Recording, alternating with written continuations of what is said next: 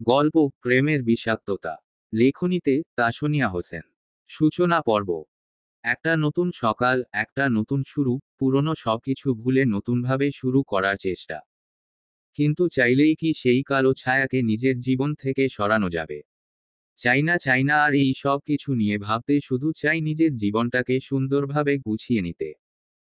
এই তো কয়েকদিন হলো নতুন বাসায় শিফট হয়েছি, এখনো সবকিছু গোছগাছ হয়নি ঠিকমতো। আমি রুবায়েত রা। 17 বছর বয়স। এই তো সামনে এইচএসসি পরীক্ষা দিব। রা, তুই এখনো উঠিসনি? মায়ের ডাক শুনে রা ঘুমের ভান ধরে পড়ে থাকে। রা, এই মেয়ে, কয়টা বাজে, এখনো ওঠার নাম নাই? কলেজে তো যাবি না পড়তে ও বসবি না নাকি? কয়দিন পরে বোর্ড পরীক্ষা আর তিনি এখনো পড়ে পড়ে ঘুমাচ্ছেন বলে হাত ছাড়লেন শাহানা বেগম। উমম্মা, উঠছি, রাতে ঘুম হয় নাই ঠিক মতো, তাই একটু দেরি হয়ে গেল। আজ নামা পেটে ব্যথা করতেছে। আচ্ছা ওঠো, নাস্তা খাও, ওষুধ দিব, ঠিক হয়ে যাবে। ঠিক আছে মা, উঠছি। শাহানা হেসে মেয়ের কথায় সায় দেয়। রা উঠে নাস্তা শেষ করে পড়তে বসে। এই তো আর কয়েকদিন পরই এইচএসসি পরীক্ষা, পড়ার চাপ খুব। কয়েকটা দিন শুধুমাত্র পরীক্ষাটা দিয়ে দিলেই হলো, তারপর আর এই কলেজে না, অনেক দূরের কোন ভার্সিটিতে গিয়ে অ্যাডমিশন নিব। এই কলেজ থেকে চলে গেলে ওরা কেউ আর আমার কোন খবর পাবে না, আর ওরা না জানলে ওর কাছে পৌঁছাতে পারবে না আমার কোন খবর। এখন শুধু ভাইয়াকে দিয়ে অ্যাডমিট কার্ডটা আনতে পারলেই হলো। কিন্তু এত কিছু করার পরও কি আমি ওকে এই জীবন থেকে সরাতে পারবো? ও কি এত সহজে আমাকে ছেড়ে দেবে? ও যদি আবার দেশে চলে আসে আমার খোঁজ না পেয়ে, তখন কি হবে? যদি আমাকে খুঁজে পেয়ে যায় তখন ও কি করবে? আহো! আর পারছি না। আমি এই চিন্তাটা আমাকে কুরে কুরে খাচ্ছে ভেতর থেকে। কয়েকদিনের জন্য শান্ত করতে পেরেছি ওনাকে, এটা ভাবতে ভাবতেই 3 দিন আগের কথা মনে পড়ে গেল। আজ দেখি আমার পাখির নিজে থেকেই আমার কথা মনে পড়ে গেল, কি ব্যাপার? দূরে আসার পর ভালবাসায় বেড়ে গেছে নাকি? কাছে ছিলাম তো পাত্তাই দিতা না, রুদ্র। একটা দরকারি কথা বলার জন্য ফোন দিয়েছিলাম। রুদ্র বিছানায় শুতে শুতে বলল, বল কি কথা? আমার এইচএসসি এক্সামের আগ পর্যন্ত কথা বলতে পারবো না। আম্মু পরীক্ষার জন্য ফোন নিয়ে গেছে বলছে। এক্সাম যেদিন শেষ হবে ওই দিন দিবে। ফোন থাকলে নাকি আমি ঠিক মতো পড়াশোনা করব না, রেজাল্ট খারাপ হবে। এসব বলে ফোন নিয়ে গেছেন। আমি অনেকবার বলছি কিন্তু দেননি। এখন তো আমার কিছু করা নাই।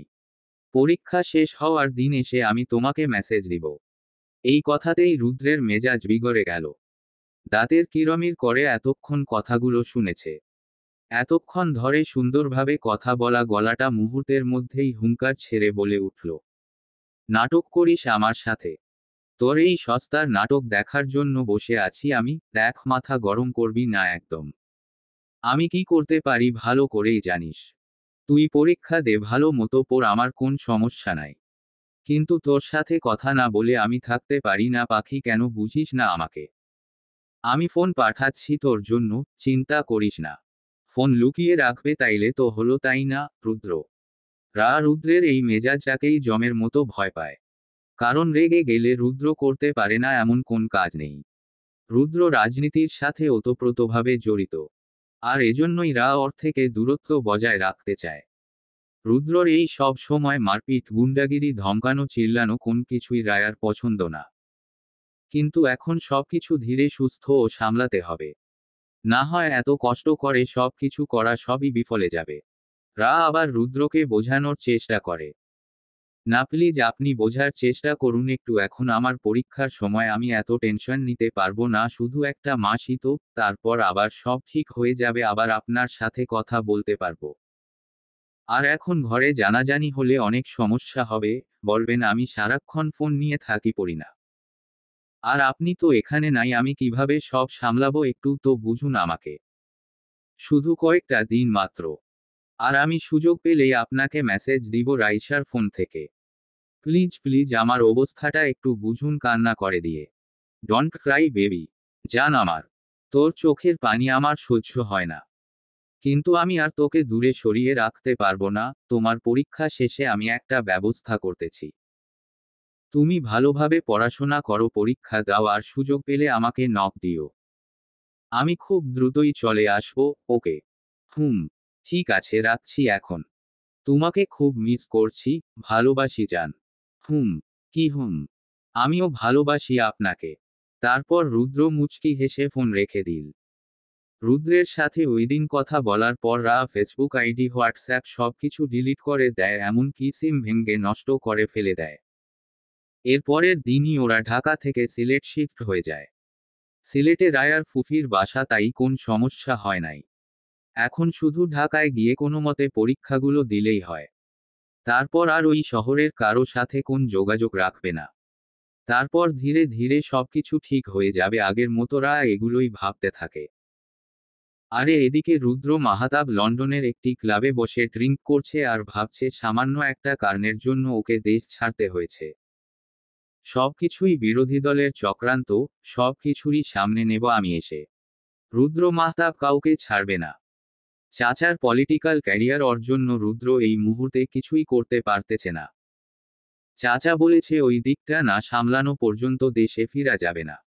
এখানের বিজনেসের কাজও দেখতে হবে। কিন্তু কিছুতেই কাজে মন বসাতে পারছে না। এর মাঝে পাখিটার সাথে কথা বলতে পারতেছি না। মেজাজটা পুরোই বিগড়ে আছে। কোথায় গেছে ও সবকিছু অফ করে, ওর টেনশনে আরো মাথা খারাপ হয়ে যাচ্ছে। রুদ্র মাহতাব, বয়স 27। বাবা মার একমাত্র ছেলে, বাবা মা কেউই বেঁচে নেই। 15 বছর আগে ওর বাবা মা আর চাচি মারা যায়। ওর পরিবার বলতে ওর চাচা আশরাফ খান আর চাচাতো বোন শিফা খান। সে একজন ডিভোর্সি। রুদ্র মাহতাব হলো তার কলেজের ছাত্রনেতা। রুদ্রের বাবা, চাচারা বংশগতভাবেই রাজনীতি করে, সাথে তাদের ব্যবসাও আছে। রুদ্র যে কলেজে পড়াশোনা করেছে সে সেই কলেজের ছাত্রনেতা হিসেবে পরিচিত, কলেজ থেকেই নিজেকে রাজনৈতিক কাজে নিয়োজিত করেছে। তার চাচা মন্ত্রী হলেও তার যাবতীয় সব কাজ রুদ্রই দেখাশোনা করে। রুদ্রার চাচা ঢাকার জাতীয় সংসদ সদস্যের আসন প্রাপ্ত নেতা। রুদ্রকে তার চাচার সঙ্গে দেখা যায় বিভিন্ন রাজনৈতিক কর্মকাণ্ডে জড়িত অবস্থায়। শওকত বিন আনোয়ার একজন সরকারি চাকরিজীবী। তিনি তার স্ত্রী পুত্রকন্যাকে নিয়ে চট্টগ্রাম থাকতেন। কিন্তু চট্টগ্রাম থেকে ট্রান্সফার হওয়ায় তিনি এখন শরীয়তপুর গ্রামে এসেছেন সপরিবারে। তার স্ত্রী শাহানা বেগম, তিনি একজন গৃহিণী। তার পুত্র রায়ান বিন আনোয়ার, সে এখন নবম শ্রেণীতে পড়ছে। এবং কন্যা রুবায়েত বিন রা, সে এবার ইন্টার প্রথম বর্ষে পড়ছে। রায়ার হাঁটুর নিচ অবধি তার ঘন কালো চুল। তার এই চুলই তার সৌন্দর্যের অন্যতম কারণ। লম্বায় 5 ফুট 2 ইঞ্চি। হলুদ ফর্সা গায়ের রং, ওর চোখগুলো অনেক মায়াবী ধূসর বর্ণের, চোখ অনেকটা ঘোলাটে। ঘন কালো 2 জোড়া ভ্রু। পাতলা ঠোঁট দুটোর ওপরের ঠোঁটের ডান পাশে একেবারে লাগানো তিলটা সব থেকে আকর্ষণীয়। ওর দিকে তাকালে সবার আগে চোখ যায় ওই তিলটায়। রায়ারা এই এলাকায় নতুন। নতুন করে ওদেরকে আবার অ্যাডমিশন নিতে হয়েছে, বছরের শুরুতে হওয়ায় এত বেশি সমস্যা হয় নাই। সবে 2 মাস চলে গেছে। এই এলাকার চেয়ারম্যানের সাথে খুবই সখ্যতাপূর্ণ সম্পর্ক হওয়ায় তার রেফারেন্সেই রায়ান এবং রায়াকে স্কুল ও কলেজে ভর্তি করিয়ে দেওয়া হয়। চেয়ারম্যানের মেয়ের সাথে রায়ার খুব ভালো একটা সম্পর্ক গড়ে ওঠে। চেয়ারম্যানের মেয়ে রাইসা আর রা প্রায় একই বয়সী। আজমির তালুকদার শরীয়তপুর গ্রামের চেয়ারম্যান। বর্তমানে গ্রামের দাপুটে লোক। ওনার সিদ্ধান্ত গ্রামের সব কাজ হয়ে থাকে, সকলে তার পরামর্শ নিয়ে যে কোন কাজ করে। গ্রামে তিনি একজন সম্মানী ব্যক্তি। রাজনীতি যার রক্তে, সে তো আর রাজনীতি ছাড়তে পারে না, তাই তিনি চান তার ছেলে আসিফ তালুকদার তারপর তার জায়গা নেয়। তাই তিনি তার ছেলেকে রাজনৈতিক কাজ উৎসাহিত করেন। তার বড় মেয়ে রামিসা তালুকদারের বিয়ের কথা উঠেছে পাশের গ্রামের চেয়ারম্যান এর ছেলের সাথে। আজমির তালুকদারের একমাত্র বোন রেহেনা, তিনি তো আর বেঁচে নেই। কিন্তু তার বোনের একমাত্র ছেলে রুদ্র মাহতাব খান। তার বোনের শেষ চিহ্ন তাকে সে অনেকবার চেষ্টা করেছে এই গ্রামে নিয়ে আসতে, কিন্তু সে যে পরিমাণ একরোখা ছেলে, কারো কথা শুনতে সে রাজি নয়। তার যেটা ঠিক মনে হয় সে সেটাই করে। তার বাধ্য বোনের এইরকম অবাধ্য ছেলে কি করে যে হলো সে কল্পনাও করতে পারে না। সারাদিন পার্টি অফিস, ক্লাব, মারপিট, ব্যবসা, রাজনীতি, এগুলো নিয়েই পড়ে থাকে। তার চাচাও হয়েছে সেই রকম, দিন দিন লাই দিয়ে ছেলেটাকে একেবারে উচ্ছন্নে পাঠিয়েছে। বয়স 27 হলো গিয়ে, কিন্তু এখনো ন্যূনতম বদ নাই। আজমির তালুকদারের স্ত্রী রিপা তালুকদার। আচ্ছা, এখন এসব বাদ দাও, রুদ্রকে কিভাবে এখানে আনতে রাজি করাবে সেটা ভাবো। ওর চাচাকে ফোন দিয়ে বল, ওকে তো ফোন দিলে বলে ওর কাজ আছে, এখন আসতে পারবে না, পরে আসবো আসবো বলে আর আসেই না। এবার আর দাভাইয়ের বাহানা শুনবো না। এবার যদি দাভাই না আসে তাহলে আমি বিয়েই করব না, বলে রামিসা উপরে চলে যায়। এই মুহূর্তে চারিদিকে গম্ভীর পরিবেশ বিরাজ করছে। সবাই দূরে দাঁড়িয়ে দাঁড়িয়ে তামাশা দেখছে, কেউ আগ বাড়িয়ে আসছে না। এখানে কারো কোন কথা বলার সাহস নেই, কারণ সামনে দাঁড়িয়ে আছে রুদ্র মাহতাব খান। রুদ্রের নির্দেশে শাহেদ বেধড়ক পেটাচ্ছে শফিক নামের ছেলেটিকে। এবার রুদ্র হাতে একটি হকিস্টিক নিয়ে এগিয়ে আসে ও লাগাতার ওর উপর প্রহার করে। এরপর রুদ্র হাঁটু ভাঁজ করে ছেলেটির পাশে বসল। ততক্ষণে আশিকের অবস্থা খারাপ, হাত মুখ, নাক থেকে রক্ত পড়ছে।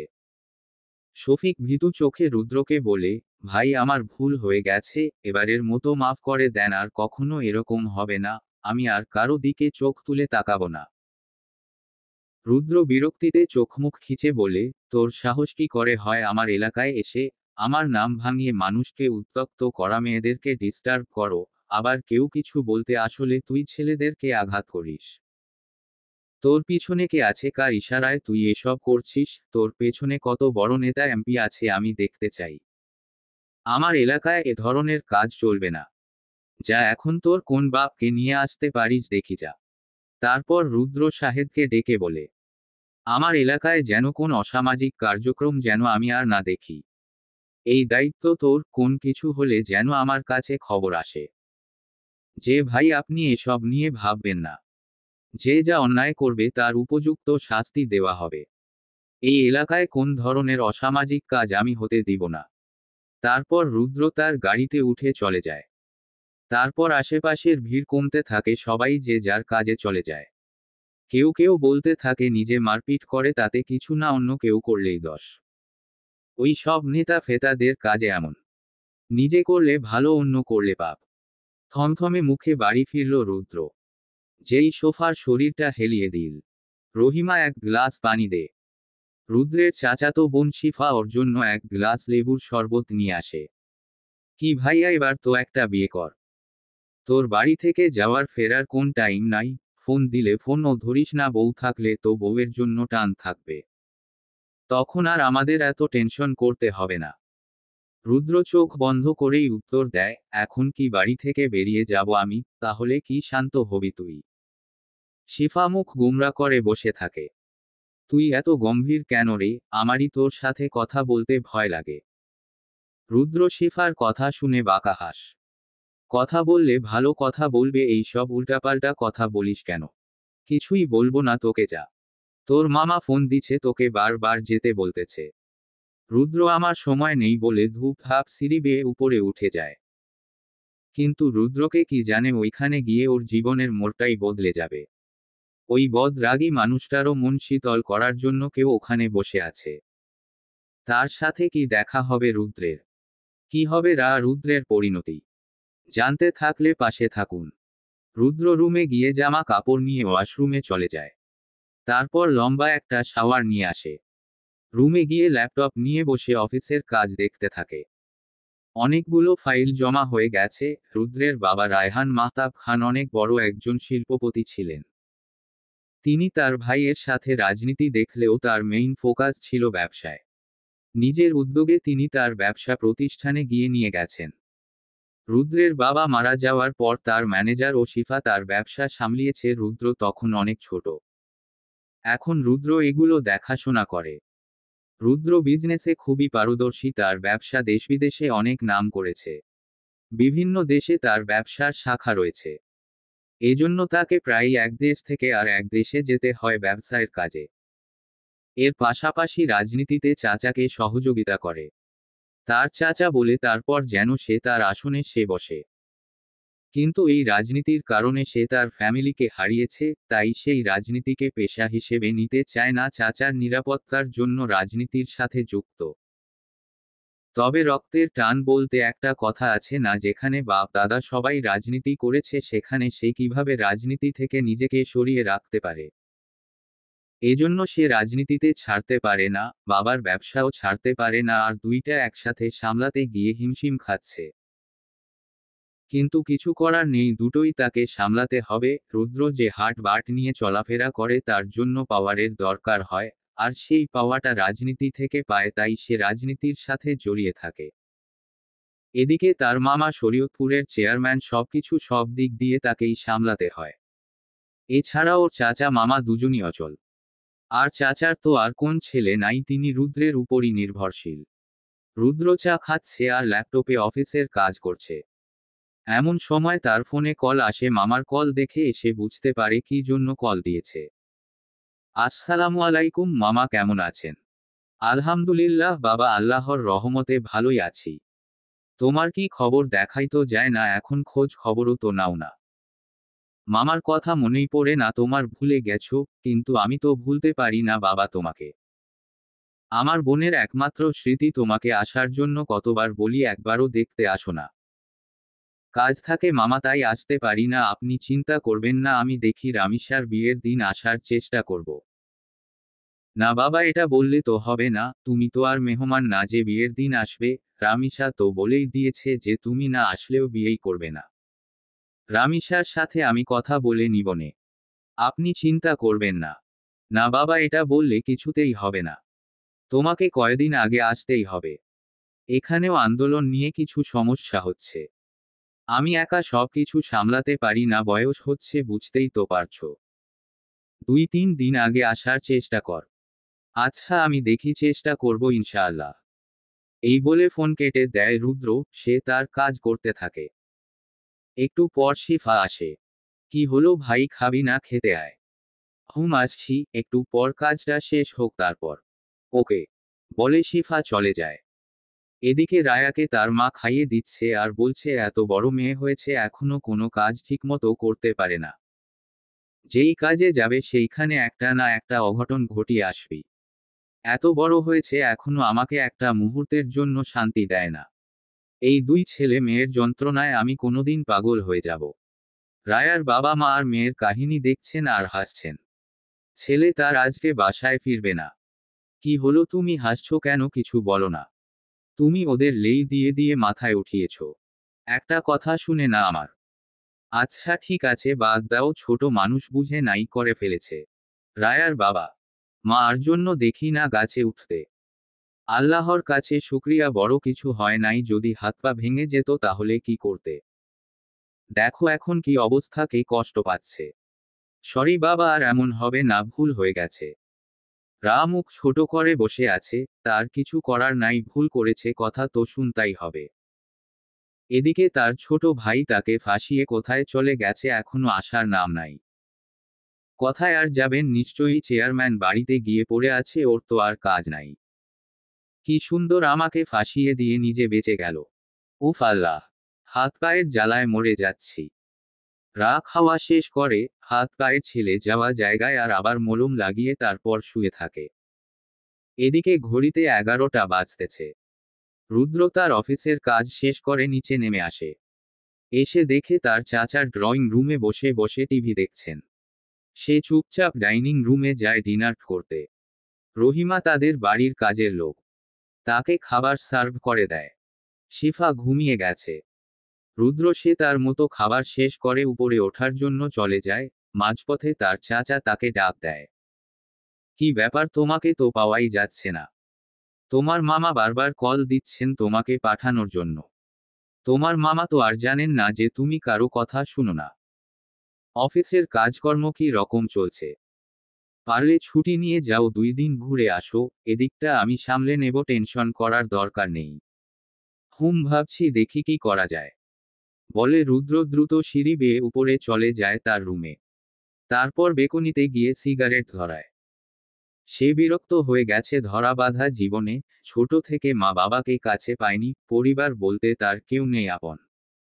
হ্যাঁ চাচা আছে, বোন আছে, কিন্তু বাবা মা তো নেই। সেই ছোটবেলার সে তার মা বাবাকে হারিয়েছে।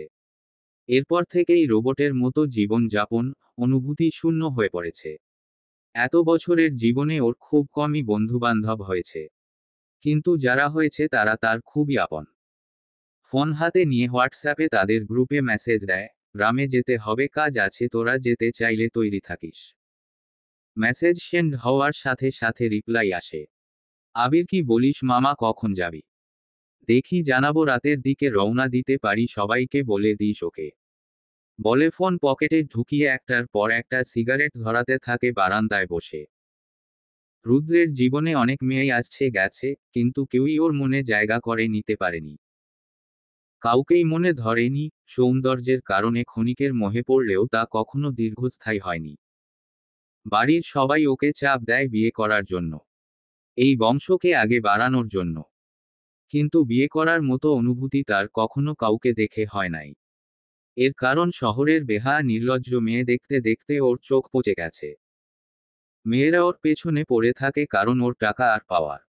এজন্যই সেই রকম মেয়েগুলোকে দেখতে পারে না।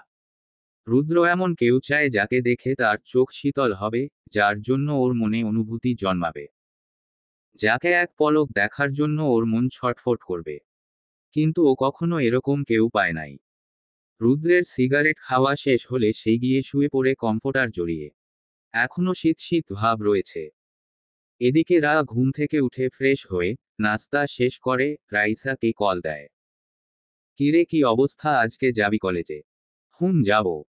এরপর থেকে তো আর যেতে পারবো না দিদির বিয়ের শেষ হওয়ার আগ পর্যন্ত। তুই তাড়াতাড়ি তৈরি হয়ে আয়, আমি বেরোচ্ছি। ওকে বলে রা ফোন রেখে দেয়। রেডি হয়ে কলেজের জন্য বেরিয়ে যায়। তারপর দুজনে একসাথে কলেজে যায়। রা রামিসাকে বলে, আজকে আমার বাম চোখটা এত লাফাচ্ছে কেন রে, মনে হচ্ছে কিছু একটা হবে। মা বলে, বাম চোখ লাফানো ভালো কিছু না। রামিসা ওর কথা শুনে হেসে দেয়, ধুর এইসব মুখের কথা, এগুলা আগের যুগের মানুষরা বলতে, এরকম কিছুই হয় না। বলে ওরা হাসাহাসি করে ক্লাসে চলে যায়। ক্লাস শেষে রাইসা মিমি গিয়ে বট গাছের নিচে বসে। এটা তাদের পছন্দের জায়গা, তারা সব সময় এখানে এসে বসে গল্প করে। চারিদিকে অনেক গাছপালা, ফুলের সমাহার, কলেজের সব থেকে সুন্দর জায়গা, পাশে একটা পুকুরও আছে। এখানে সব সময় স্টুডেন্টের ভিড় থাকে। সবাই এখানে এসে আড্ডা দেয়। চারপাশে গাছপালা, খুব সুন্দর একটা মনোমুগ্ধকর পরিবেশ, এখানে আসলে মনটা ফুরফুরে হয়ে যায়। তাদের গল্প করার মাঝে আদনান আছে তাদের জন্য ঝালমুড়ি নিয়ে। আদনান ও মিমিরা রাইসার সাথে এক ব্যাচেরই। রাইসা, মিমি, আদনান তার আগে থেকেই খুব ভালো বন্ধু ছিল, তাদের সাথে নতুন যুক্ত হয়েছে। কিন্তু তাদেরকে দেখলেই মোটেও বোঝা যায় না যে রায়ার সাথে তাদের বন্ধুত্ব খুব কম সময়ের। কারণ রায়ার মেয়েটাই এমন, খুব ছটফটে, চঞ্চল, সবার সাথে খুব সহজেই মিশে যায়। তারা গল্প করার মাঝেই এশা নামের একটি মেয়ে এসে বলে যে তোমাকে ইয়াস স্যার ডাকছে, 2 তলায় টিচার্স রুমে গিয়ে দেখা করে আসো। রা চমকে যায়, সে আবার কি করলো, তাকে কেন ডেকে পাঠিয়েছে এই জল্লাদ স্যার? রা ভয় ঢুক গিলতেছে, সে কি এমন করলো যে স্যার তাকে ডেকে পাঠিয়েছে? কথাটা বলে এশা চলে যায়। আর রাইসা বলতেছে, কি রে আমার ক্রাশ, তোকে কেন ডেকে পাঠিয়েছেন? বলে, রাখলাম, কিন্তু আমার ক্রাশের দিকে নজর দিবি না, তাহলে তোকে জানে মেরে ফেলবো। রাইসার কথা শুনে মিমি, আদনান আর রা সশব্দে হেসে উঠল। রা ব্যঙ্গ করে বলে উঠল, হ্যাঁ, আমার তো খেয়ে দিয়ে কোন কাজ নেই যে আধ বুড়া লোকের উপর ক্রাশ খাবো। বলে আবার ওরা হাসতে শুরু করলো। এদিকে রাইসা মুখ ফুলিয়ে বসে আছে। কিসের আদবুড়ো, কত হ্যান্ডসাম স্যার, দেখলেই প্রাণটা জুড়িয়ে যায়। এসব নিয়ে ওদের মধ্যে তর্ক বিতর্ক চলতেই থাকে। এবার আদনান বলে উঠে, চল স্যার কি জন্য ডেকে পাঠিয়েছে গিয়ে শুনে আসি। বলে ওরা চারজন চলে যায় টিচার্স রুমে। May I come in sir? Yes come. রা, কি অবস্থা তোমার, পড়ালেখা কেমন চলতেছে? জি স্যার, ভালোই। আমি চেষ্টা করতেছি সবার সাথে সিলেবাস আগ বাড়ানোর। আমার বিশ্বাস তুমি পারবে, তোমার মাঝে সেই ক্যাপাবিলিটি আছে। Try hard. ওকে, এই নাও কিছু নোট, সেগুলো তোমাকে সাহায্য করবে। আর মন দিয়ে পড়াশোনা করবে, ঠিক আছে? জি sir. Thank you so much. এখন তুমি আসতে পারো। জি স্যার, আসসালামু আলাইকুম। রা বলে চলে আসে। ও বের হওয়ার সাথে সাথেই সবাই ওকে ঝাঁপটে ধরে, কি হয়েছে স্যার, কেন তোকে ডেকেছে? ধুর, স্যার তার ক্লাসের নোটগুলো দেওয়ার জন্য ডেকে পাঠিয়েছিলেন। তারপর সবাই এ নিয়ে কিছু সময় হাসি তামাশা করে চলে আসে। মিম আদনান যে যার মতো চলে যায়। রাইসা ওদেরকে তার বোনের বিয়েতে উপস্থিত থাকাতে বলে এবং জানায় যে কাল কার্ড পাঠিয়ে দিবে বাসায়। রা আর রামিসার বাড়ি পাশাপাশি হওয়ায় তারা একসাথেই আসে। কালকে তো দিদির মেহেন্দি, কাল থেকে আর কলেজে যেতে পারবো না, তুই যেতে চাইলে যা, কিন্তু কালকে সন্ধ্যার আগে যেন আমি তোকে আমার বাড়িতে পাই, না হলে তোর খবর আছে, বাড়ি থেকে তুলে নিয়ে আসবো কিন্তু। তুই কোথায় কোথায় এসব গুন্ডাদের মতো থ্রেট দেছো কেন বলতো? ভাইয়া থেকে শিখেছি।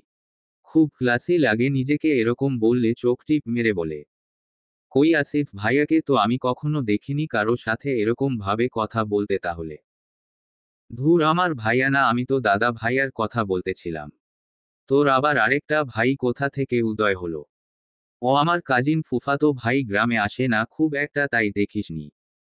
একবার দেখলেই বুঝবি আমি এসব কথাবার্তা কোথা থেকে শিখেছি।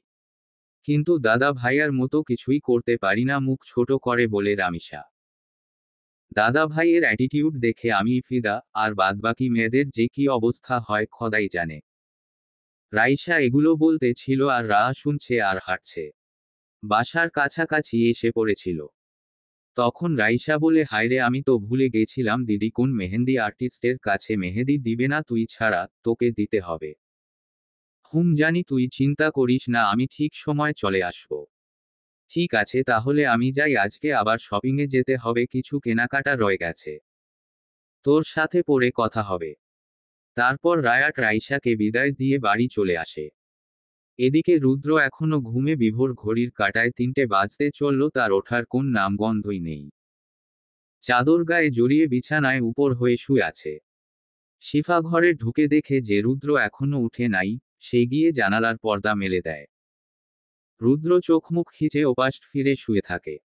ভাই ওঠ, পার্টি অফিসে যেতে হবে, বাবা বলে গেছে। তারপর আজ আবার নাকি তোর মামা বাড়ি যাবি, আর তুই এখনো পড়ে পড়ে ঘুমাচ্ছিস, ওঠ। রুদ্র উঠে বসে পড়ে, ভোরের দিকে চোখ লেগেছিল। ঘুম কম হওয়ায় চোখ দুটো লাল হয়ে গেছে। তারপর কিছুক্ষণ বসে উঠে ওয়াশরুমে চলে যায় ফ্রেশ হওয়ার জন্য। ফ্রেশ হয়ে এসে সাদা রঙের পায়জামা পাঞ্জাবি পরে, পার্টি অফিসে যেতে হবে তাই পাঞ্জাবি পরতে হবে, চুলগুলোকে সেট করে ঘড়ি পরতে পরতে নিচে চলে যায়।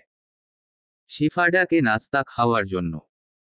পরে খাবে বলে চলে যায়, তারপর গ্যারেজ থেকে তার গাড়ি নিয়ে চলে যায় পার্টি অফিসে। পার্টি অফিসের কাজ শেষ করে একবার অফিসেও যেতে হবে। তারপর আবার রাতের দিকে বেরিয়ে যেতে হবে শরীয়তপুরের উদ্দেশ্য। রা বাড়িতে ফিরে গোসল শেষ করে খেয়েদেয়ে ঘুমিয়ে পড়ে। আসরের আজানের কিছুক্ষণ আগে ঘুম থেকে উঠে নামাজ পড়ে ছাদে চলে আসে। বিকেলের দিকে ওর খোলা আকাশের নিচে ঘুরতে অনেক ভালো লাগে। ছাদে উঠে দুলনায় বসে আকাশ দেখছে আর কফি খাচ্ছে। এমন সময় রায়ান ছাদে আসে ঘুড়ি নিয়ে। ও ঘুড়ি উড়াচ্ছে আকাশে আর রা দেখছে বসে বসে। রায়ান যখন ঘুড়ি ওড়ানোয় ব্যস্ত তখন রা পা চেপে চেপে ওর পিছনে গিয়ে লাটাই এর সুতাটা ছিঁড়ে দৌড় দেয় নিচে। রায়ান কতক্ষণ হতভম্ব হয়ে দাঁড়িয়ে থাকে। পরে মা বলে চিৎকার দিয়ে রায়ার পিছনে পিছনে দৌড় দেয়। এভাবে কতক্ষণ ছোটাছুটি করার পর মা যখন লাঠি নিয়ে আসে তখন দুই ভাইবোন গিয়ে চুপচাপ পড়তে বসে। এদিকে রুদ্রের কাজ শেষ হতে হতে রাত 9টা হয়ে যায়। এরপর অফিসে গিয়ে কিছু ফাইল নিয়ে বাসার দিকে রওনা হয়। বাড়িতে এসে প্রথমেই শাওয়ার নেয়। শাওয়ার নিয়ে এসে ব্লু কালারের জিন্স আর গ্রে কালারের একটা শার্ট পরে নেয়। আজ আর চুলে জেল দেয় নাই, কোনোরকমে হাত দিয়ে সেট করে নেয়। তারপর নিজের প্রয়োজনীয় কিছু জামা কাপড় ব্যাগে গুছিয়ে নেয়। আবির, আয়ুষ, মারুফ, ঈশাকে কল দিয়ে তৈরি হতে বলে ব্যাগ নিয়ে নিচে চলে যায়। তারপর শিফাকে সাথে নিয়ে বেরিয়ে পড়ে। গ্যারেজ থেকে জিপ বের করে। গ্রামে গেলে রুদ্র সব সময় জিপ নিয়েই যায়। তারপর সামনে থেকে ঈশা আর মারুফকে পিক করে। আয়ুষ ও আবির বাইক নিয়ে আসে। তারপর সবাই তাদের গন্তব্যের উদ্দেশ্যে রওনা দেয়। গাড়ি ছুটে চলেছে আপন গতিতে। এদিকে শিফা, ঈশা আর মারুফ গল্প করতেছে, রুদ্রকে এটা সেটা বলতেছে। রুদ্র শুধু হুহা জবাব দিয়ে যাচ্ছে আর ড্রাইভ করছে। রুদ্রের এসব গল্প গুজবে কোনো সময়ই কোনো ইন্টারেস্ট নাই, সে তার মতো সব সময় গুমোট ভাব নিয়ে চলাফেরা করে। সব সময় গম্ভীর মেজাজে থাকে। অপরদিকে আয়ুষ আর আবিরও তাদেরকে বাইক নিয়ে ফলো করছে। রাতের আধার একটা জিপ গাড়ি আর দুইটা বাইক ছুটে চলেছে নিজের গন্তব্যে। এরই মাঝে তার একটা রিসর্টে এসে থামে। এটা একটা রেস্টুরেন্ট প্লাস রিসোর্ট। টুরিস্ট এলাকা হওয়ায় এখানে এসব রিসর্ট রেস্টুরেন্ট দেখাই যায়। ওরা রাতে কেউ ডিনার করেনি, তাই এখানে উঠেছে ডিনার করার জন্য। রেস্টুরেন্টে ঢুকে যে যার মতো খাবার অর্ডার করে খেতে শুরু করে। সবাই ডাল মাংস ভাত, তাই চাইনিজ গুলো নিলেও রুদ্র নিয়ে স্যালাড আর কি সব সিদ্ধ শাকসবজি আর স্যুপ। মারুফ বলে ওঠে, ভাই তুই কেমনে ছাগলের মতো এইসব ঘাস লতা পাতা গুলা খাস, আমার তো দেখলেই গা গুলিয়ে উঠে। রুদ্র নাইফ আর কাটা চামচ দিয়ে তার প্লেটের ভেজিটেবলস গুলো কেটে কেটে মুখে তুলছিল। মারুফের কথা শুনে নিচ থেকে মাথা তুলে ওর দিকে তাকায় বাঁকা চোখে। আর বলে, তুই কি রকম বুঝবি, নিজের পেটের ভুঁড়ির দিকে তাকা। আর আমার দিকে তাকা, তাহলে বুঝবি কেন এগুলো খাই। মারুফের মুখটা ফাটা বেলুনের মতো চুপসে গেল। আর বাকিরা রুদ্রের কথা শুনে আর মারুফের অবস্থা দেখে হো হো করে হাসতে শুরু করলো। আবির মারুফের কানে কানে বলল, কেন ওর সাথে লাগতে যাস আর নিজের মানসম্মান খুয়াস শালা। আয়ুষ বলে ওঠে, আরে ধুর, তাকে কি বলিস, গাধাকে দিচ্ছে ঘোড়ার পাঠ। ও যদি গাধার মতো কাজ না করে তাহলে কি চলবে, ওর পেটের ভাত কি হজম হবে। এই বলে সবাই হাসাহাসি করতে থাকে। ঈশা বলে, এই তোরা থামবি, তোদের এসব আজাইরা প্যাচাল বন্ধ কর, খেতে দে শান্তিতে। এরপর মারুফ আবার বলে, খা খা রাক্ষসী, তুই খেতে থাক, খেয়ে খেয়ে হাতির মতো ফুলতে থাক। তারপর একদিন তোর ভার আর মাটি নিতে পারবে না, তখন গর্তে ঢুকে আমাদেরকে শান্তি দিস। ওর কথা শুনে সবার মধ্যে হাসির রোল পড়ে গেল। রুদ্রের ঠোঁটের কোণেও হাসির ঝলক দেখা গেল। অবশেষে শিফা বলে উঠল, তোমরা থামবে, শীঘ্রই খাবার শেষ করো, আমাদের আবার রওনা দিতে হবে। এদিকে শিফা ভাবছে, ওদের সাথে থাকলেই ভাইকে কিছুটা হাসিখুশি দেখা যায়। না হয় সব সময় সিরিয়াস ভঙ্গিতে থাকে, সব সময় কিছু না কিছু নিয়ে টেনশনে। তার ভাইয়ের জীবনটা যদি আর সবার মতো স্বাভাবিক হতো, এসব ভেবে শিফা ভেতর থেকে দীর্ঘশ্বাস আছে। এরপর তারা খাওয়া দাওয়া শেষ করে আবার যে যার মতো গাড়িতে উঠে পড়ে তাদের যাত্রা শুরু করে। খাওয়া দাওয়া শেষ করে রুমে এসে তারপর আলমারি থেকে মেহেন্দির জন্য নেওয়া শাড়িটা বার করে। তারপর পরে বিপাকে শাড়ির সাথে ম্যাচিং করে কি কালারের ব্লাউজ পরবে। তারপর আলমারি থেকে দুইটা ক্রপ টপ বার করে, একটা সাদা একটা কালো। এখন দুইটা থেকে কোনটা পরবে সেটা নিয়ে ভাবছে। এসব নিয়ে ভাবার সময় শাহানা বেগম রায়ার মা রুমে আসেন। মাকে দেখে বলে, মা বলতো এই দুইটার মাঝে কোনটা পরব। শাহানা বেগম কিছু না বলে গিয়ে আলমারি খুলে গোল্ডেন কালারের একটা ফুল নেক ফুলহাতার ব্লাউজ বের করেন। ব্লাউজটার হাতা কাঁধের কাছ থেকে মোটা এবং কবজির দিকে বর্ডার দেওয়া, একেবারে হাতের সাথে লাগানো। ডিজাইনটা খুব সুন্দর। তিনি এটা বার করে বলেন, এটা পর, এটা খুব সুন্দর মানাবে। বলে ওঠে, থ্যাংক ইউ মাম, আমি এতক্ষণ ধরে টেনশনে ছিলাম, তুমি কি সহজে সলভ করে দিলে। শাহানা বেগম হেসে মেয়ের মাথায় হাত বুলিয়ে চলে গেলেন এবং যাওয়ার আগে বলে গেলেন, জলদি ঘুমাতে। এরপর ম্যাচিং জুয়েলারি চুড়ি সব কিছু মিলিয়ে রেখে দিল। সব সময় সাজগোজ পরিপাটি হয়ে থাকতে পছন্দ করে। মেকআপ খুব করে এমন না, ও একটু পরিপাটি থাকতে স্বাচ্ছন্দ্য বোধ করেন।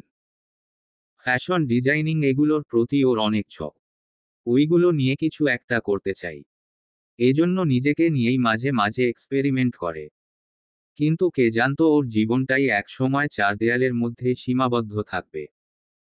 মুক্ত পাখির মতো উড়তে যাওয়া মানুষটা এক সময় কারো খাঁচায় বন্দী হবে। গ্রামের বাড়িতে পৌঁছতে পৌঁছাতে মাঝ রাত হয়ে যায়। চেয়ারম্যান বাড়ির উঠোনে গিয়ে থামে কালো জিপ গাড়িটা, পরপর দুইটা বাইক আসে। সবাই গাড়ি থেকে বের হয় যে যার ব্যাগপত্র নিয়ে। আগে থেকেই সব বলা ছিল যে কোন সময় আসে পৌঁছাবে, তাই সব কিছু ঠিকঠাক করা ছিল। কাজের লোক ওদেরকে ওদের রুম দেখিয়ে দেয়। শিফা আর ঈশা এক রুমে, মারুফ আবির আয়ুষ তিনজনকে দুইটি রুম দেওয়া হয়েছে। আর রুদ্র নিজের জন্য বরাদ্দকৃত রুমে চলে যায়। সে কারো সাথে বেড শেয়ার করতে পছন্দ করে না। তারপর সবাই যে যার মতো ফ্রেশ হয়ে শুয়ে পড়ে। সবাই অনেকক্ষণ জার্নি করাই ক্লান্ত শরীর বিছানায় এলিয়ে দেওয়ার সাথে সাথেই ঘুমিয়ে পড়ে। সোনালি রোদের আলো জানালা ভেদ করে রুমে আসতেই বিছানায় ঘুমন্ত রায়ার ঘুম ছুটে যায়। বিছানায় এদিক সেদিকে গড়াগড়ি খেয়ে ঘুমের রেস কাটিয়ে চোখ কচলাতে কচলাতে উঠে বসে। তারপর ফ্রেশ হয়ে নিচে চলে যায়। গিয়ে দেখে তার বাবা ভাই নাস্তা করতে বসে গেছে আর মা কিচেনেরা গিয়ে তার জন্য বরাদ্দকৃত চেয়ারে বসে। আর বাবা বলে ওঠে, কি পড়াশোনা কেমন চলতেছে? সামনে পরীক্ষা, পড়াশোনায় মন দাও। বাবা, ভালোই, সবকিছু গুছাতে একটু টাইম লাগছে, শুধু তুমি চিন্তা করো না। হুম। কিছু লাগলে আমাকে বলো, আর তোমার ভাইয়ের পড়াশোনাটা একটু দেখো, ওর তো কোন কাজ নেই, সারাদিন টি করে ঘুরে বেড়ানো ছাড়া। ঠিক আছে বাবা। এরপর শওকত সাহেব নাস্তা শেষ করে তার অফিসের জন্য বেরিয়ে পড়েন। রায়ান বাবা যাওয়ার পরপরই বেরিয়ে পড়ে বাইরে। এরপর তার ঘরে চলে যায়, গিয়ে নিজের ফোনটা নিয়ে বিছানায় শুয়ে পড়ে। এই ফোনটা নিজে টাকা জমিয়ে কিনেছে। ওর কোন সিম নেই, ওয়াইফাই দিয়ে ফেসবুক ইউজ করে শুধু। মার সিম দিয়ে ফেসবুক অ্যাকাউন্টটা খুলেছিল। এমন সময় রাইসার মেসেজ আসে, সন্ধ্যার আগে মেহেদি দিয়ে শেষ করতে হবে, তারপর আবার আপু পার্লারে যাবে। সবকিছু টাইম মেনটেন করে করতে হবে, তুই জলদি চলে আসিস। ওকে, তুই চিন্তা করিস না, আমি চলে আসবো। গ্রামের দিকে কোন কনভেনশন সেন্টারে বিয়ে খুবই কম হয়। ওখানে নিজের বাড়িতেই সব অনুষ্ঠান করা হয়। চেয়ারম্যান বাড়িতে আজ মানুষের অভাব নেই। চারিদিকে সব ডেকোরেশন এর কাজ চলছে। বাড়ির প্রথম বিয়ে বলে কথা, কোন কিছুতেই কোন খামতি রাখছে না চেয়ারম্যান সাহেব। চেয়ারম্যান বাড়ির পুরো এরিয়া জুড়ে প্যান্ডেল বাঁধা হয়েছে, পুরো এলাকায় রং বেরঙের লাইট লাগানো হয়েছে। রামিসার বিয়ের স্টেজ করা হয়েছে বাড়ির উঠানে। স্টেজের চারিদিক সাজানো হয়েছে নানা রকম ফুল দিয়ে। সকাল থেকেই সাজানোর কাজ চলতেছে। তার মাকে বলে চেয়ারম্যান বাড়ির উদ্দেশ্যে রওনা হয় এবং আজকে সন্ধ্যায় যা পড়বে তা একটা বেগে নিয়ে নেয়। চেয়ারম্যান বাড়িতে পৌঁছেই রাইসার রুমে দৌড় দেয়, কারণ নিচে পা রাখার মতো জায়গা নেই। সারা বাড়িতে মানুষ এই কাজ সে কাজের জন্য দৌড়াদৌড়ি করতেছে। রায়াকে দেখেই রাইসা এসে ঝাঁপটে ধরে, এই তোর আসার সময় হলো, আমি কখন থেকে তোর জন্য অপেক্ষা করতেছি। ধুর, এত চিন্তা করিস না, সব কিছু টাইম মতো হয়ে যাবে। এরপর রাইসারা রামিসার ঘরে যায়। গিয়ে দেখে নতুন কনে সবে মাত্র গোসল থেকে বের হয়েছে। রাকে দেখে রামিসা বলে ওঠে, এসেছিস তুই, আমি তোর জন্য অপেক্ষা করছি। মেহেন্দি আগে দিয়ে দিব, পরে সময় পাবো না, পার্লার, ফটো সেশন এগুলোই সময় চলে যাবে। বলে ওঠে, বুঝতেছি, তোমার তো আর তোর সইতেছে না রিসা ভাইয়ার ঘরে যাওয়ার জন্য। এইসব বলে রাইসা হাসি তামাশা করতেছে। আর রামিসা লজ্জায় কিছু বলতে পারতেছে না, ওর মুখ লাল হয়ে গেছে। হয়েছে সর, আর লজ্জা পেতে হবে না, তাড়াতাড়ি বসো, মেহেদি দিয়ে দেই।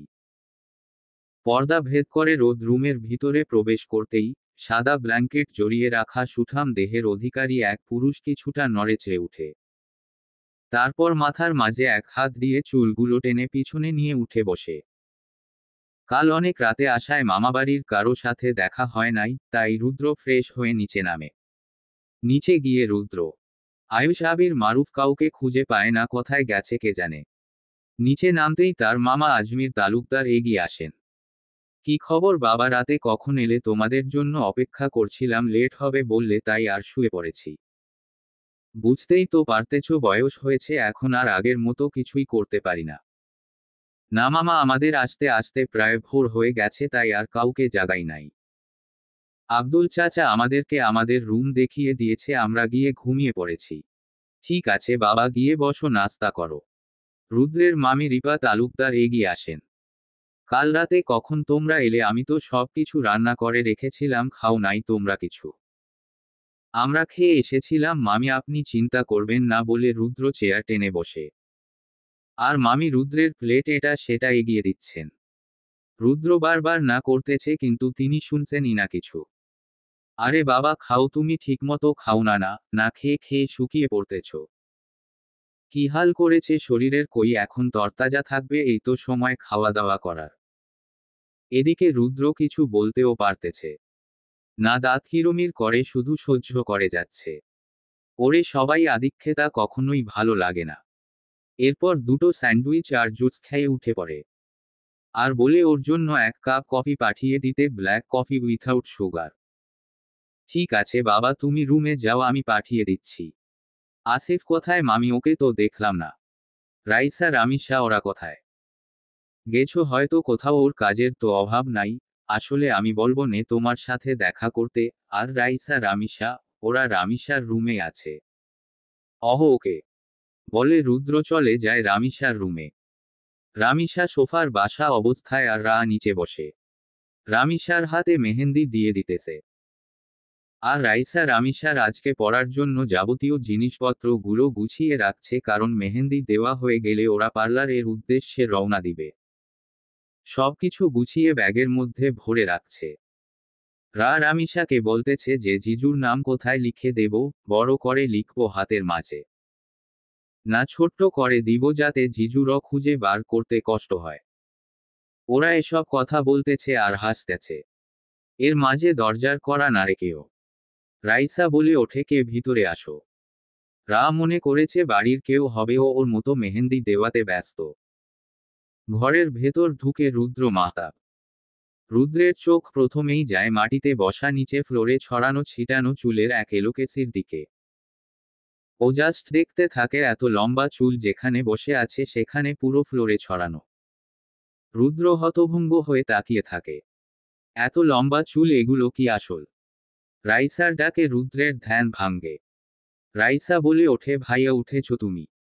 আমি একবার গেছিলাম, দেখি তুমি ঘুমিয়ে, তাই আর ডাকি নাই। রাত্রে কখন এলে? রাত অনেক দেরি করে এসেছি, তাই আর কাউকে ডাকিনি। রামিসা বলে ওঠে, তোমার তো দেখাই পাওয়া যায় না। এমনিতে তো আসোই না, ভুলে গেছো আমাদেরকে? আমার বিয়ে, এরপরও তুমি আসতে চাওনি? মুখ ছোট করে বলে রামিসা। রুদ্র আবার সেদিকে তাকায়। মেয়েটা এখন নিজেকে একটু গুছিয়ে বসেছে, চুলগুলো সামনের দিকে নিয়ে গেছে, ওর শুধু পিঠটাই দেখা যাচ্ছে। রুদ্র এবার রামিসার দিকে তাকিয়ে উত্তর দেয়, কত কাজ থাকে আমার, শান্তিতে নিঃশ্বাসটুকু নেওয়ার সময় পাই না। আর তোর বিয়ে কি আমি মিস দিতাম? বিয়ের দিন হলে 10 মিনিটের জন্য হলেও আমি আসতাম। রামিসা মুখ বাঁকিয়ে বলে, তোমার সব কথা মুখেই। এবার আর সহজে যেতে পারবে না, বিয়ের সব অনুষ্ঠান শেষ হবে, কয়েকদিন থাকবে, তারপর যাবে। সেটা সময় আসলে দেখা যাবে। এখন বল দিদি, আর আমার বন্ধুরা সবাই কোথায়? রাইসা বলে ওঠে, ওরা সকালে ঘুরতে বেরিয়েছিল, তুমি তো আর সকালে উঠো না, তাই ওরা চলে গেছে ঘুরতে। ওহো, আচ্ছা আমি নিচে যাই, থাক তোরা, পরে কথা হবে। বলে রুদ্র আবার সেই মেয়েটির দিকে এক পলক তাকিয়ে রুম থেকে বেরিয়ে যায়। রুদ্র বেরিয়ে যাওয়ার সময় রা পিছন ঘুরে তাকায়।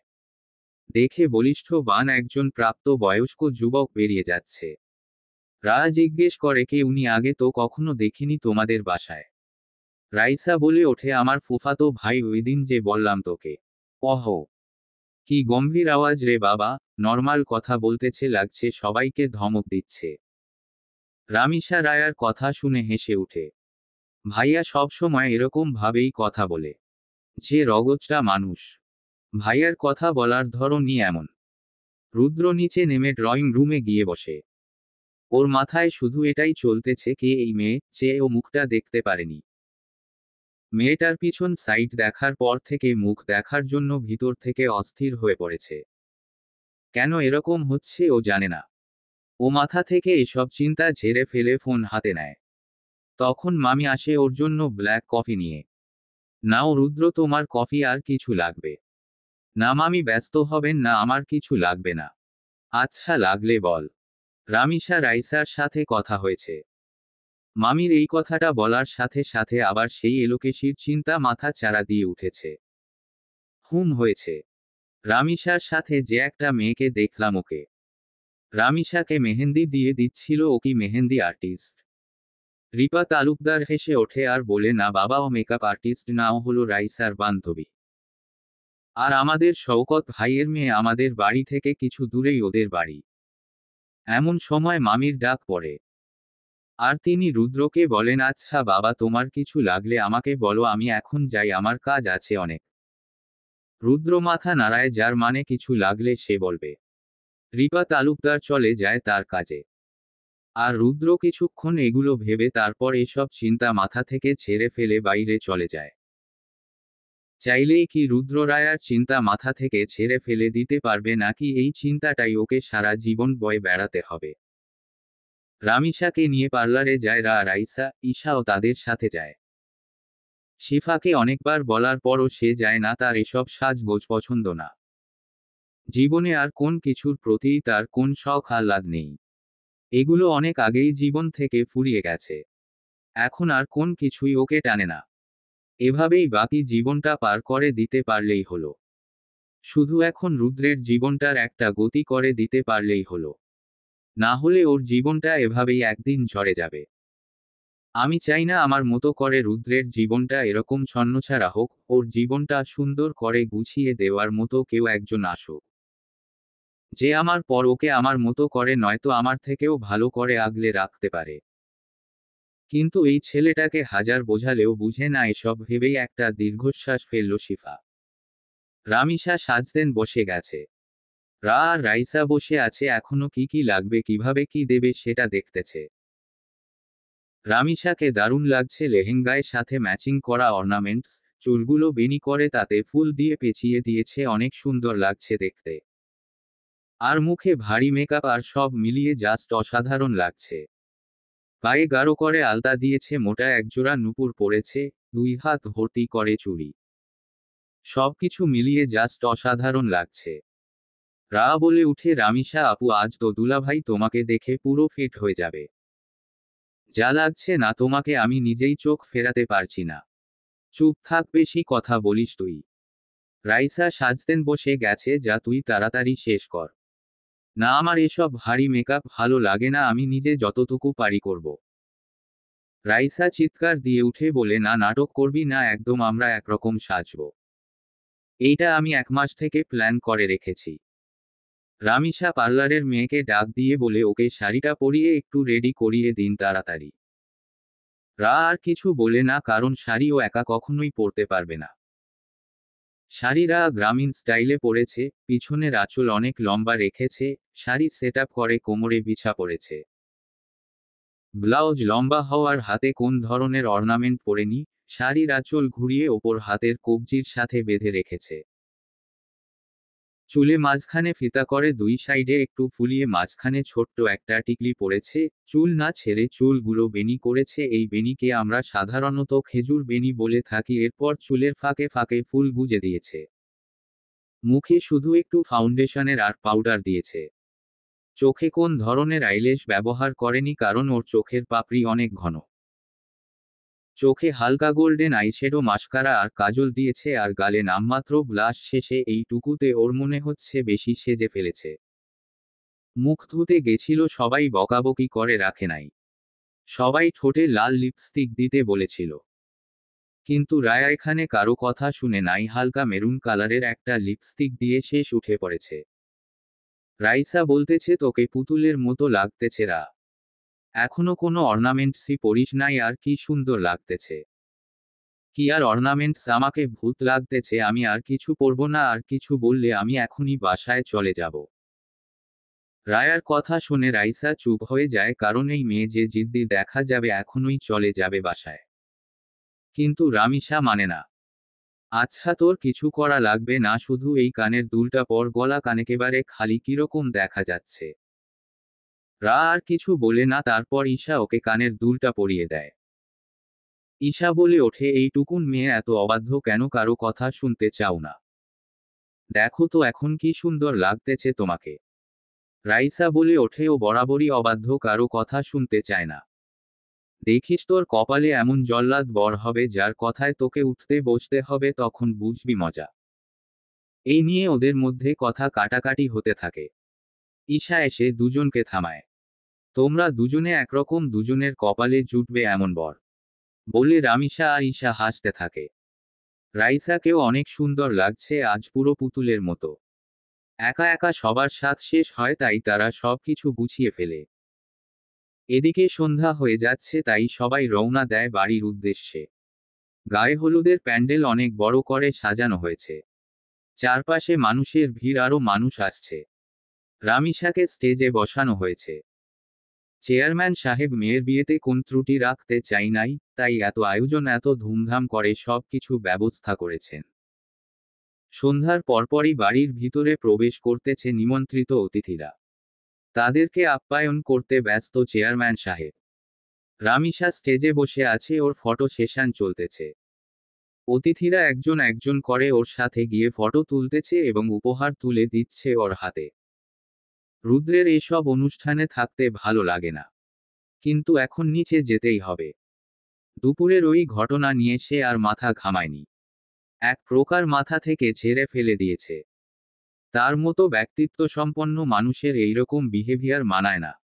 অনুষ্ঠানে পরার জন্য ওকে পাঞ্জাবি দেওয়া হয়েছে, কিন্তু এরকম পাঞ্জাবি পরে না। পার্টি অফিসে অথবা সমাবেশে যেতে হলে পাঞ্জাবি পরলেও সাদা পাঞ্জাবি পরে সব সময়। এরকম রংচঙা জিনিস ওর পছন্দ না। তাই সে তার মতো ব্ল্যাক কালারের প্যান্ট আর একটা ব্ল্যাক শার্ট পরে নিল। হাতে তার রোলেক্সের ঘড়ি, চুলগুলো হাত দিয়ে সেট করে নিচে নেমে গেল। নিচে গিয়ে দেখে ওর বন্ধুরা সবাই একজোট বেঁধে গল্প করতেছে। ও গিয়ে ওদের সাথে যোগ দেয়। কিরে, তোদের সকালবেলা খুঁজে পাই নাই, কোথায় গেছিলি তোরা? আবির বলে ওঠে।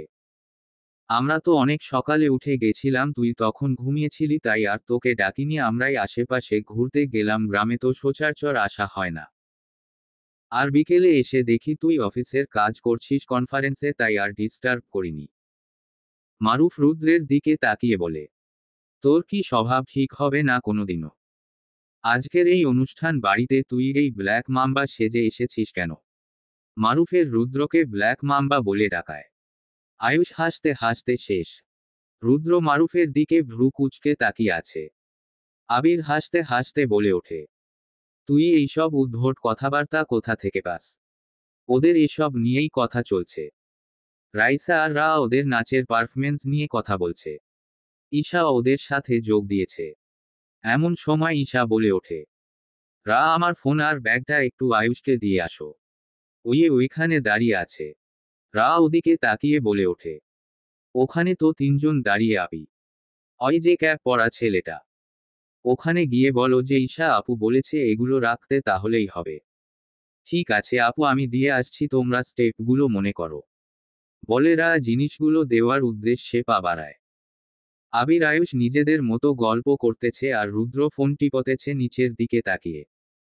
মাঝে মাঝে ওদের কথার উত্তর দিতেছে। এমন সময় ওদের কাছে একটি মেয়ে এসে বলে, ভাইয়া ঈশা আপু এগুলো দিয়েছে, আপনাকে বলেছে এগুলো রাখতে। চিকন একটা মেয়েলি গলার স্বর রুদ্রের কানে আসে, কিন্তু সে পাত্তা দেয় না, সে তার মতো ফোন চালাতে ব্যস্ত। আয়ুষ রায়ার হাত থেকে জিনিসগুলো নেয় এবং জিজ্ঞেস করে যে ঈশা কোথায়। জি আপু স্টেজে আছে ভাইয়া, উনি একটু ব্যস্ত, তাই আমাকে বলছে এগুলো দিয়ে আসতে। আয়ুষ বলে উঠে, ও আচ্ছা ঠিক আছে। এদিকে আবির আর মারুফ হা করে রায়ার দিকে তাকিয়ে আছে। আয়ুষের সাথে কথা শেষ হওয়ার পর যেই নারা পেছনে ঘুরল চলে যাওয়ার জন্য, এমন সময় কে একজন পেছনে থেকে ডেকে উঠল। মারুফ বলে উঠল, হ্যালো মিস, আপনার নামটা কি বলা যাবে? রা আবার ওদের দিকে ফিরল। যেহেতু ঈশা আপু এখানে পাঠিয়েছে, তাহলে ওরা আত্মীয় হবে। এখন যদি কোন উত্তর না দিয়ে চলে যাই তাহলে এটা বেয়াদবি হবে, এগুলা ভেবে চিনতে রা উত্তর দিল, জি, আমার নাম রা। রা নামটা কানে আসায় রুদ্র সকালের কথা মনে পড়ে গেল। সে এবার ফোন থেকে চোখ তুলে উপরে তাকায়। মেয়েটির দিকে তাকাতেই চোখ আটকে গেল তার। হৃৎপিণ্ডের স্পন্দন দ্রুতগতিতে চলতে লাগল। চোখের দিকে তাকালেই যেন নেশা ধরে যাচ্ছে, এরকম চোখে আগে কখনো দেখেনি। ঠোঁটের উপরিভাগের তিলটা থেকে চোখ ফেরাতে পারতেছে না। ওর মনে হচ্ছে ঠোঁটের তিলটা কি আসল নাকি মেকআপ দিয়ে বসিয়েছে। ধারালো তার গায়ের গড়ন। শাড়িতে যেন আরো বেশি মায়াবী লাগতেছে, এক কথায় ছোটখাটো একটা পুতুল। হাঁটু পর্যন্ত লম্বা চুলগুলো রুদ্রকে পাগল করে দিচ্ছে। সে চোখ ফেরাতে পারছি না এই নারী থেকে। চোখের মাঝে কি লেন্স লাগিয়েছে হয়তো, আজকাল তো সবকিছুই নকল। রুদ্র গভীর নয়নে রায়াকে পর্যবেক্ষণ করছে। সবকিছু খুঁটিয়ে খুঁটিয়ে দেখছে। রুদ্রার ধ্যান ভাঙ্গে মারুফের কথায়। মারুফ আবার বলে ওঠে, ওয়াও, তোমার নামটা তো তোমার মতোই সুন্দর। মারুফের এরকম কথাবার্তায় রা বিব্রত বোধ করতেছে, কিন্তু কিছু বলতেও পারতেছে না। আয়ুষ মারুফকে চোখ রাঙায় বলে চুপ থাকতে। আর রায়কে বলে তুমি কিছু মনে করো না, ও একটু এরকমই সবার সাথে ফাইজলামি করে, তুমি এখন আসতে পারো। রায়ার ঠোঁটে এক চিলতি হাসি ফুটে উঠল আয়ুষের কথায়। তারপর সে ওখান থেকে চলে এলো। রুদ্র এতক্ষণ মন্ত্রমুগ্ধের মতো ওর দিকে তাকিয়েছিল। রায়ার সামনে গিয়েও আবার পিছনে ফিরে একবার তাকায় রুদ্রের দিকে, তখনই ওদের চোখে চোখ পড়ে। রা দ্রুত ঘুরে চলে যায় রাইসা ঈশার কাছে। এতক্ষণ ধরে মনে হচ্ছিল ওর দিকে কেউ তাকিয়ে আছে, কিন্তু সবার সামনে চোখ তুলে তাকাতে চায়নি। কিন্তু পিছন ফিরে তাকানোর সাথে সাথে চোখাচোখি হয়ে যায়। ধুর, আমি কেন এরকম তাকাতে গেলাম? কি মনে করলো ওই লোকটা? কি আবার মনে করবে? আমি কি আগে তাকাইছি নাকি উনিই তো তাকিয়েছিল? রায়ার এসব ভাবনার মাঝে রাইসা এসে রায়ার হাত ধরে টান দেয় স্টেজে যাওয়ার জন্য। এদিকে রুদ্রের বেহাল দশা, রুদ্র নিজের হার্টবিট ফিল করতে পারতেছে। কি হচ্ছে ওর সাথে? এমন একটা মেয়েকে দেখেই ওর মাথা খারাপ হয়ে গেছে। এদিকে মারুফ আর আবির রায়াকে নিয়ে গবেষণা করছে, যার রুদ্রের মোটেও সহ্য হচ্ছে না। তাই রুদ্র বলে ওঠে, এই টপিক নিয়ে কথা বন্ধ কর, ভালো লাগছে না। মারুফ খেকিয়ে বলে ওঠে, আমরা কি তোকে নিয়ে কথা বলতেছি যে তোর ভালো লাগতে হবে? শান্ত নিষ্প্রভ কণ্ঠস্বর, তবে কথার মাঝেই আছে কঠোর আদেশ। I shed no more discussion about this topic. রুদ্রের তেজি কণ্ঠস্বর শুনে সবাই চুপ হয়ে যায়। এদিকে স্টেজে রাইসা আর রা পারফরমেন্স চলতেছে। রুদ্র ওর দিকে তীক্ষ্ণ দৃষ্টিতে তাকিয়ে আছে। ওর এসব মানুষকে দেখিয়ে নাচ গান মোটেও পছন্দ না। কিন্তু এখানে ওর কি করার আছে? আমার কি অধিকার আছে এখানে কিছু বলার? এখানে তো রাইসাও নাচ করতেছে। কই ওকে দেখাতো ওর রাগ হচ্ছে না? রুদ্রের সাথে কি হচ্ছে ও নিজেই বুঝে উঠতে পারতেছে না। রুদ্র নিজের চোখ দুটো বন্ধ করে মেজাজ সংবরণ করল। সবকিছু অসহ্য লাগতেছে। রুদ্রার ওখানে না দাঁড়িয়ে ছাদে চলে যায়। গিয়ে সিগারেট ধরায়। সিগারেটটা আর সব সময়ের সঙ্গী। যে সময় টেনশন থাকে, মুড অফ থেকে ও একটার পর একটা সিগারেট ধরাতে থাকে। এদিকে রাইসাদের নাচ শেষ হলে ওরা স্টেজ থেকে নেমে আসে। এখনই স্যার পারফরমেন্সের পালা। আস্তে আস্তে অতিথিরা সবাই খাওয়া দাওয়া করে যে যার মতো চলে যাচ্ছে। ও যে অতিথিরা থাকবে তাদেরকে বাইরে অতিথি সালায় থাকার ব্যবস্থা করে দেওয়া হয়েছে। রুদ্র ছাদে বসে একের পর এক সিগারেট টানছে। কি হচ্ছে, কেন হচ্ছে, কিছুই ওর মাথায় আসছে না। এরকম কেন হচ্ছে আমার সাথে? এর আগে তো কখনো এমন হয়নি। চোখ বন্ধ করলেই ওই দৃশ্যটা চোখে ভাসছে। ওই ঠোঁট, ওই চোখ, ওই চুল। She is so damn pretty. পুরাটাই পরি। এত মেয়ে দেখেছি জীবনে, কখনো তো এরকম মনে হয়নি। রুদ্র নিজের উপরই বিরক্ত হচ্ছে। অন্তর্মুখী চরিত্রের রুদ্র নিজের অনুভূতিগুলোকে বুঝে উঠতে পারছে না। লম্বা একটা শ্বাস নিয়ে হাতের সিগারেটটা নিচে ফেলে দিল। গুরু গম্ভীর স্বভাবের উগ্র মেজাজের একজন মানুষের মধ্যে যে একটা মেয়েকে দেখে এরকম অনুভূতির জোয়ার আসবে তা কি সে কল্পনাতে এনেছিল? কারোর পায়ের শব্দে রুদ্রের ধ্যান ভাঙে। অতিথিরা সবাই যে যার মতো চলে গেছে আর বাকিরা যারা রয়েছে তাদের আলাদা জায়গা করে দেওয়া হয়েছে। এরপরও বিয়ে বাড়ি বলে কথা হাজার জায়গায় থাকলেও জায়গার অভাব দেখা যায়।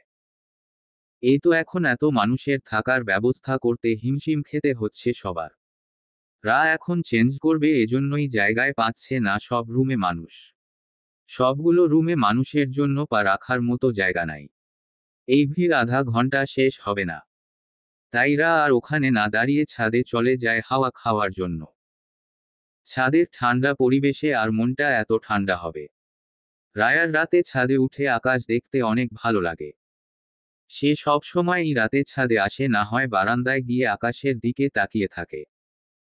রায়াকে আজ কেউই যেতে দেয়নি। রায়ার মা বাবা ভাই চলে গেছে। সে এখানে 2 দিন থাকবে। একেবারে বউ ভাত শেষ করে তারপর বাড়ি ফিরবে বলে দিয়েছে রিপা তালুকদার। ওদের সাথে খুব ঘনিষ্ঠপূর্ণ সম্পর্কে হওয়ায় মা বাবা কেউই আর মানা করতে পারেনি। রাও খুশি, এই 2 দিন সে খুব মজা করবে। বিয়ে বাড়ি ওর অনেক ভালো লাগে। তাই সে ও বলল যে থাকবে। রা ছাদে গিয়ে দোলনায় বসে। হাতে ফোন আর ভিজা টিস্যু, এগুলোর নামটাই মনে নাই। ধুর, নাম দিয়ে আমার কাজ কি? এই ময়দা গুলা ওঠাতে পারলেই হলো। কাল তো আর মরে গেলেও যাব না পার্লারে।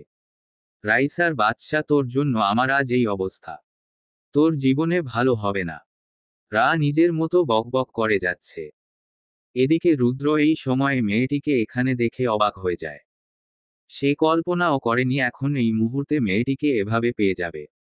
রুদ্র তীক্ষ্ণ দৃষ্টিতে তাকিয়ে আছে রায়ার দিকে। রুদ্রের চোখ বিচরণ করছে রায়ার পা থেকে মাথা পর্যন্ত। লাইটিং এর আলোয় স্পষ্ট দেখতে পাচ্ছে সে। রুদ্র ছাদের এক কোণায় দাঁড়িয়ে। রা নিজের কাজে ব্যস্ত বলে সে রুদ্রকে খেয়াল করেনি। রা টিস্যু দিয়ে মেকআপ গুলো তুলে মুখের, কানের দুল, টিকলি এগুলো খুলে সাইডে রাখে, তারপর চুলের ক্লিপগুলো খুলতে থাকে। সে আগে পার্লারের মেয়েকে বলে দিয়েছিল মাথা যাতে কোন ধরনের স্প্রে না দেয়, কারণ স্প্রে দিলে চুলগুলো সব জট হয়ে যায়, তখন জট ছাড়াতে ছাড়াতে জানটা বেরিয়ে যাওয়ার উপক্রম হয়, আর চুল লম্বা হলে তো কথাই নাই, জট ছাড়াতে ছাড়াতে অর্ধেক চুলই ছিঁড়ে যাবে। রা বেনি খুলে চুলগুলো ছেড়ে দেয়। উফ, এখন একটু হালকা লাগছে। এমন সময় ফোনে কল আসায় রা ফোন হাতে নেয়, মায়ের সাথে টুকটাক কথা বলে ফোন কেটে দেয়। তারপর ফোন টিপতে থাকে। বাইরে ঝড়ো হাওয়ায় রেশমের মতো চুলগুলো উড়ছে। রায়াও পরিবেশটা উপভোগ করছে, সারাদিনের ক্লান্তি যেন এক নিমিষেই উবে গেল। রুদ্র এতক্ষণ ধরে নিষ্পলক চোখে ওর দিকে তাকিয়েছিল, রায়ার প্রতিটা কার্যক্রম লক্ষ্য করেছে। মেয়েটির সবকিছুই তাকে মুগ্ধ করছে। এবার রুদ্র আগু বাড়ায় রায়ার দিকে। রা ফোনে ম্যাচিং দ্য ডিফারেন্সেস গেম খেলছিল, এমন সময় আকস্মিক হাত থেকে ফোনটা টান মেরে নিয়ে নেয় কেউ। রা হকচকিয়ে বসা থেকে উঠে দাঁড়ায়। সামনে তাকিয়ে আঁতকে ওঠে একটা ছেলেকে দেখে। এইভাবে এমন আচরণ করার মানে কি? রা ভেবেছিল রাইসা হবে, কিন্তু সামনে তখনকার ওই ছেলেটা যে তখন ওর দিকে খেয়ে ফেলা লুকে তাকিয়েছিল। আমি ভ্যাবলার মতো লোকটির দিকে তাকিয়ে আছি, লোকটার চাহনিটা কেমন যেন আমার ভীষণ অস্বস্তি হচ্ছে। এমন পরিস্থিতিতে কি করা উচিত কিছুই মাথায় আসছে না। লোকটাও কিছু বলছে না, কিরকম তাকিয়ে আছে যেন সে বাঘ আর আমি তার শিকার। রায়ার আর সহ্য হচ্ছে না, তাই সে বলে উঠল, আমার ফো। রায়ার মুখের কথা শেষ হওয়ার আগে অপাশ থেকে শান্ত কিন্তু গম্ভীর স্বরে বলে ওঠে, ইজি ট্রিয়েল। রা কথার আগা মাথা কিছুই বুঝল না। কিসের কথা জিজ্ঞেস করছে, তাই রা বলল, কি? রুদ্র কিছু না বলে রায়ার দিকে এক পা বাড়ায়। রুদ্রের আগ বাড়া দেখে রা ভয় পেয়ে যায়। আতঙ্কে দুপা পিছিয়ে যায়। কিন্তু রায়ার পেছনে দল না থাকায় সে আর পিছে হটতে পারে না। কিন্তু রুদ্র থামে না, সে আরো দুপা এগিয়ে রায়ার একদম কাছাকাছি গিয়ে দাঁড়ায়। রা এবার মনে মনে সিদ্ধান্ত নেয় না, চুপ করে থাকলে হবে না। এবার কিছু বলতে হবে, লোকটার সমস্যা কি। কিন্তু মনে মনে এসব ভাবলে কি সামনে কিছু উচ্চারণ করতে পারতেছে না রা। রুদ্র কি করছে সে নিজেও জানে না, সে একেবারে মেয়েটির কাছাকাছি দাঁড়িয়েছে আর এক পায়ের ফারাক। রা যেই না মুখ খুলতে যাবে, এমন সময় রুদ্র তার ডান হাতে এগিয়ে দেয় রায়ার চুলের ভাঁজে। রায়ার চুলে হাত দেওয়ার সাথে সাথে রা ছিটকে সরে যেতে চায়, কিন্তু রুদ্রের হাত চুলের গোড়ায় থাকায় চুলে টান পড়ে। রা ব্যথা পায়, টান পড়ায় সে চোখ মুখ কুঁচকে ব্যথায় অস্ফুট স্বরে আহ করে ওঠে। রুদ্রের সেদিকে খেয়াল নেই। সে রায়ার চুলগুলো পিছন থেকে সামনে আনে, চুলগুলো হাত দিয়ে দেখছে, তার এখনো বিশ্বাস হচ্ছে না এগুলো আসল। তাই সে দেখছে, নিজে যাচাই করে নিচ্ছে, এত সুন্দর লম্বা ঘন চুল। চুলের ঘ্রাণ রুদ্রকে মাতাল করে দিচ্ছে। তার অন্যরকম একটা অনুভূতি কাজ করছে নিজের মধ্যে। রা ভয় জমে যাচ্ছে, এখনই কান্না করে দেবে এমন ভাব। তার এক হাত শাড়ি খামচে ধরে রেখেছে। সে এবার চুপ না থেকে ওপর হাত দিয়ে রুদ্রের হাতের কবজিতে ধরে, তার হাত ছুটানোর জন্য চুল থেকে। রা হাত ধরার রুদ্রের ধ্যান ভেঙে যায়। কাজে বিঘ্ন ঘটায়, সে কটমট চোখে রায়ার দিকে তাকিয়ে আছে, যেন চোখ দিয়েই ভস্ম করে দেবে তাকে। রা ওর কঠোর চাহনি দেখে হাত ছেড়ে দেয়, কেন জানি ওর খুব ভয় হচ্ছে। লোকটার চোখে মুখে যেন হিংস্রতা ফুটে উঠেছে, কিরকম শান্ত গম্ভীর চোখে তাকিয়ে থাকে। রায়ার রুদ্রকে এভাবে ভয় পাওয়া দেখে বাঁকা হাসে। তার মুখে তাচ্ছিল্যের হাসি ফুটে ওঠে। তার ভালো লাগে যখন কেউ তাকে দেখে ভয় পায়। সে চায় তার মনের মতো করে সব হবে, সে যেমন চাইবে ঠিক তেমন। সবাই তার কথা শুনতে বাধ্য হবে। কিন্তু এই মেয়েটার ক্ষেত্রে সবকিছু হচ্ছে তার বিপরীত, সে চেয়েও মুখ ফেরাতে পারছে না মেয়েটি থেকে। চুম্বকের মতো কিছু টানছে তাকে ওর দিকে। রুদ্র আবার মেয়েটির দিকে পূর্ণ দৃষ্টিতে তাকায়, ওর ধূসর চোখের মণি যেন কেউ ওকে অতল সাগরে ডুবিয়ে দিচ্ছে। মেয়েটির ভয় আতঙ্কিত চেহারা দেখে রুদ্র ধীর হাতে আবার লম্বা চুলগুলো পিছনের দিকে দিয়ে দেয়, আগে যেমন ছিল দিয়ে হাতটা সরিয়ে নেয়। রা যেন এবার হাঁফ ছেড়ে বাঁচে। এখান থেকে চলে যেতে পারলেই বাঁচল, কিন্তু ওর ফোনটা যে লোকটার হাতে, এখন ফোনটা নিবে কি করে? রায়ার এসব আকাশ পাতাল ভাবনার মাঝখানে আবার লোকটির গমগমে আওয়াজ ভেসে উঠল। নাম কি মেয়ে তোমার?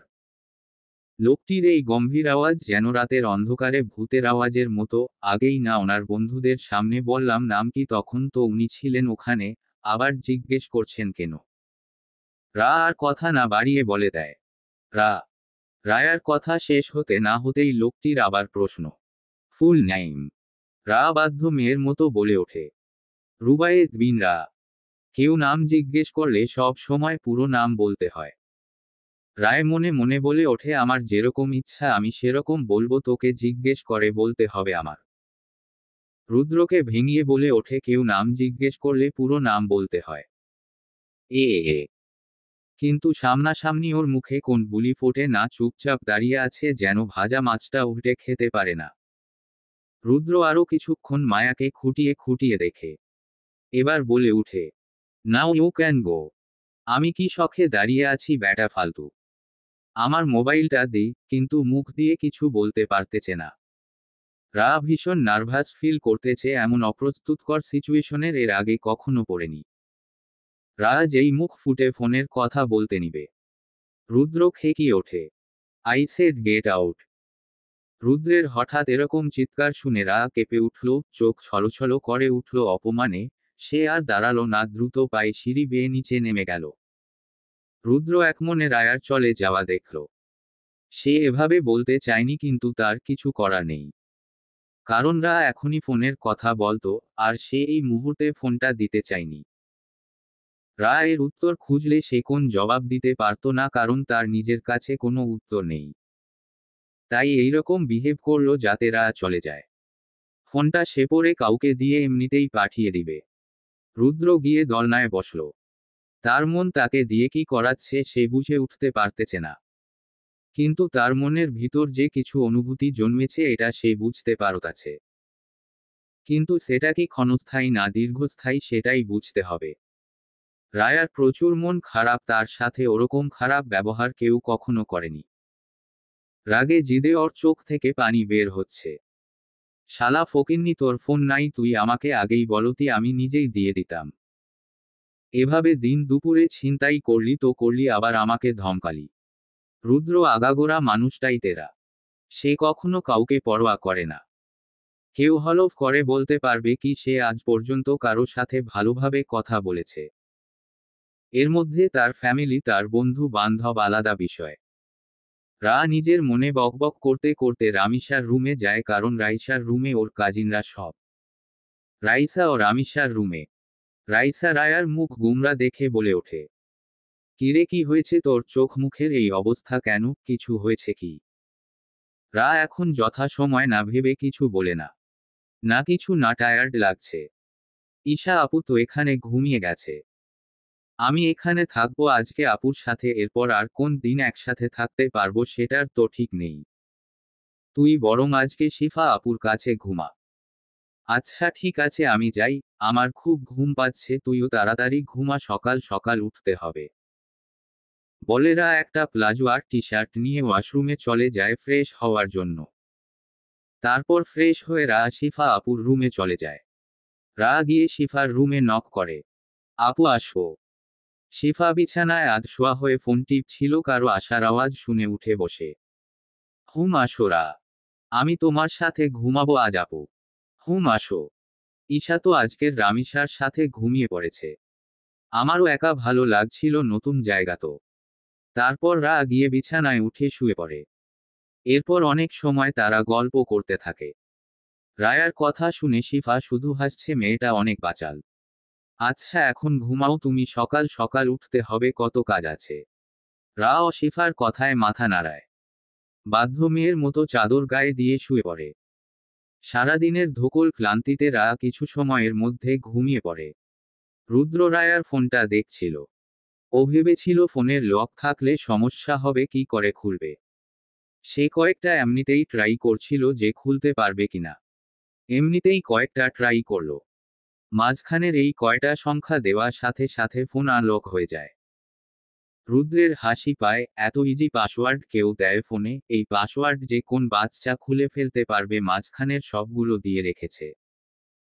ফোন ওপেন করে রুদ্র, ফোনে তেমন কিছু পায়নি, ফোনে কোন সিম কার্ডও নাই। আছে শুধু কয়েকটা গেম আর ফেসবুক অ্যাপ। রুদ্র গ্যালারিতে ঢুকে ফটোগুলো দেখে, অনেক ফটো, ফোনে দেখেই বোঝা যাচ্ছে মেয়েটা ফটো তুলতে খুবই আগ্রহী। রুদ্র শেয়ার ইট অন করে ফটোগুলো তার ফোনে নিয়ে নেয়। আর ফেসবুকে অ্যাকাউন্টের নামটা দেখে নেয় আবার। কি মনে করে রায়ার আইডি থেকে নিজের আইডিতে ফ্রেন্ড রিকোয়েস্ট পাঠায়। ফোনের কাজ শেষ হয়ে গেলে ফোনটা রেখে দেয়, সকালে কাউকে দিয়ে ফোনটা পাঠিয়ে দিবে। মেয়েটা যেন ওর মন মস্তিষ্কে পুরো জেকে বসেছে। একটা সেকেন্ডের জন্য শান্তি পাচ্ছে না, শুধু মেয়েটার চেহারাটা ভাসছে। এসব ভাবনার মাঝে হঠাৎ রুদ্রের শিফার কথা মনে হলো। এসব ঝামেলার মাঝে তো দিদির সাথে আজকে সারাটা দিন দেখাই হয়নি। কি মনে করে রুদ্র উঠে দাঁড়ালো, আবার ফোনটা হাতে নিল যে দিদিকে দিয়ে দিবে, দিদি না হয় মেয়েটাকে দিয়ে দেবে। একসাথে দুটো কাজই হয়ে যাবে ভেবে রুদ্র শিফার রুমের দিকে যেতে লাগলো। রা অনেক আগেই ঘুমিয়ে পড়েছে। রায়ার ঘুম খুব গভীর, ঘুমালে দিন দুনিয়ার খবর থাকে না। এজন্য রায়ার মা তাকে কুম্ভকর্ণ বকে ডাকেন। শিফা এত সকাল ঘুমায় না। এর খাওয়া দাওয়া ঘুমের কিছু ঠিকানা নেই, জীবনে কোন গতি নাই। জীবনের স্রোত যেদিকে নিয়ে যাচ্ছে সেও সেদিকে যাচ্ছে। কিন্তু এদিকের মানুষ রাত 10টা-11টার দিকে ঘুমিয়ে পড়ে। অবশ্য গ্রামের মানুষ সবাই সকাল সকাল ঘুমিয়ে যায়। তাদের জীবনযাত্রা শহরের মানুষের মতো না।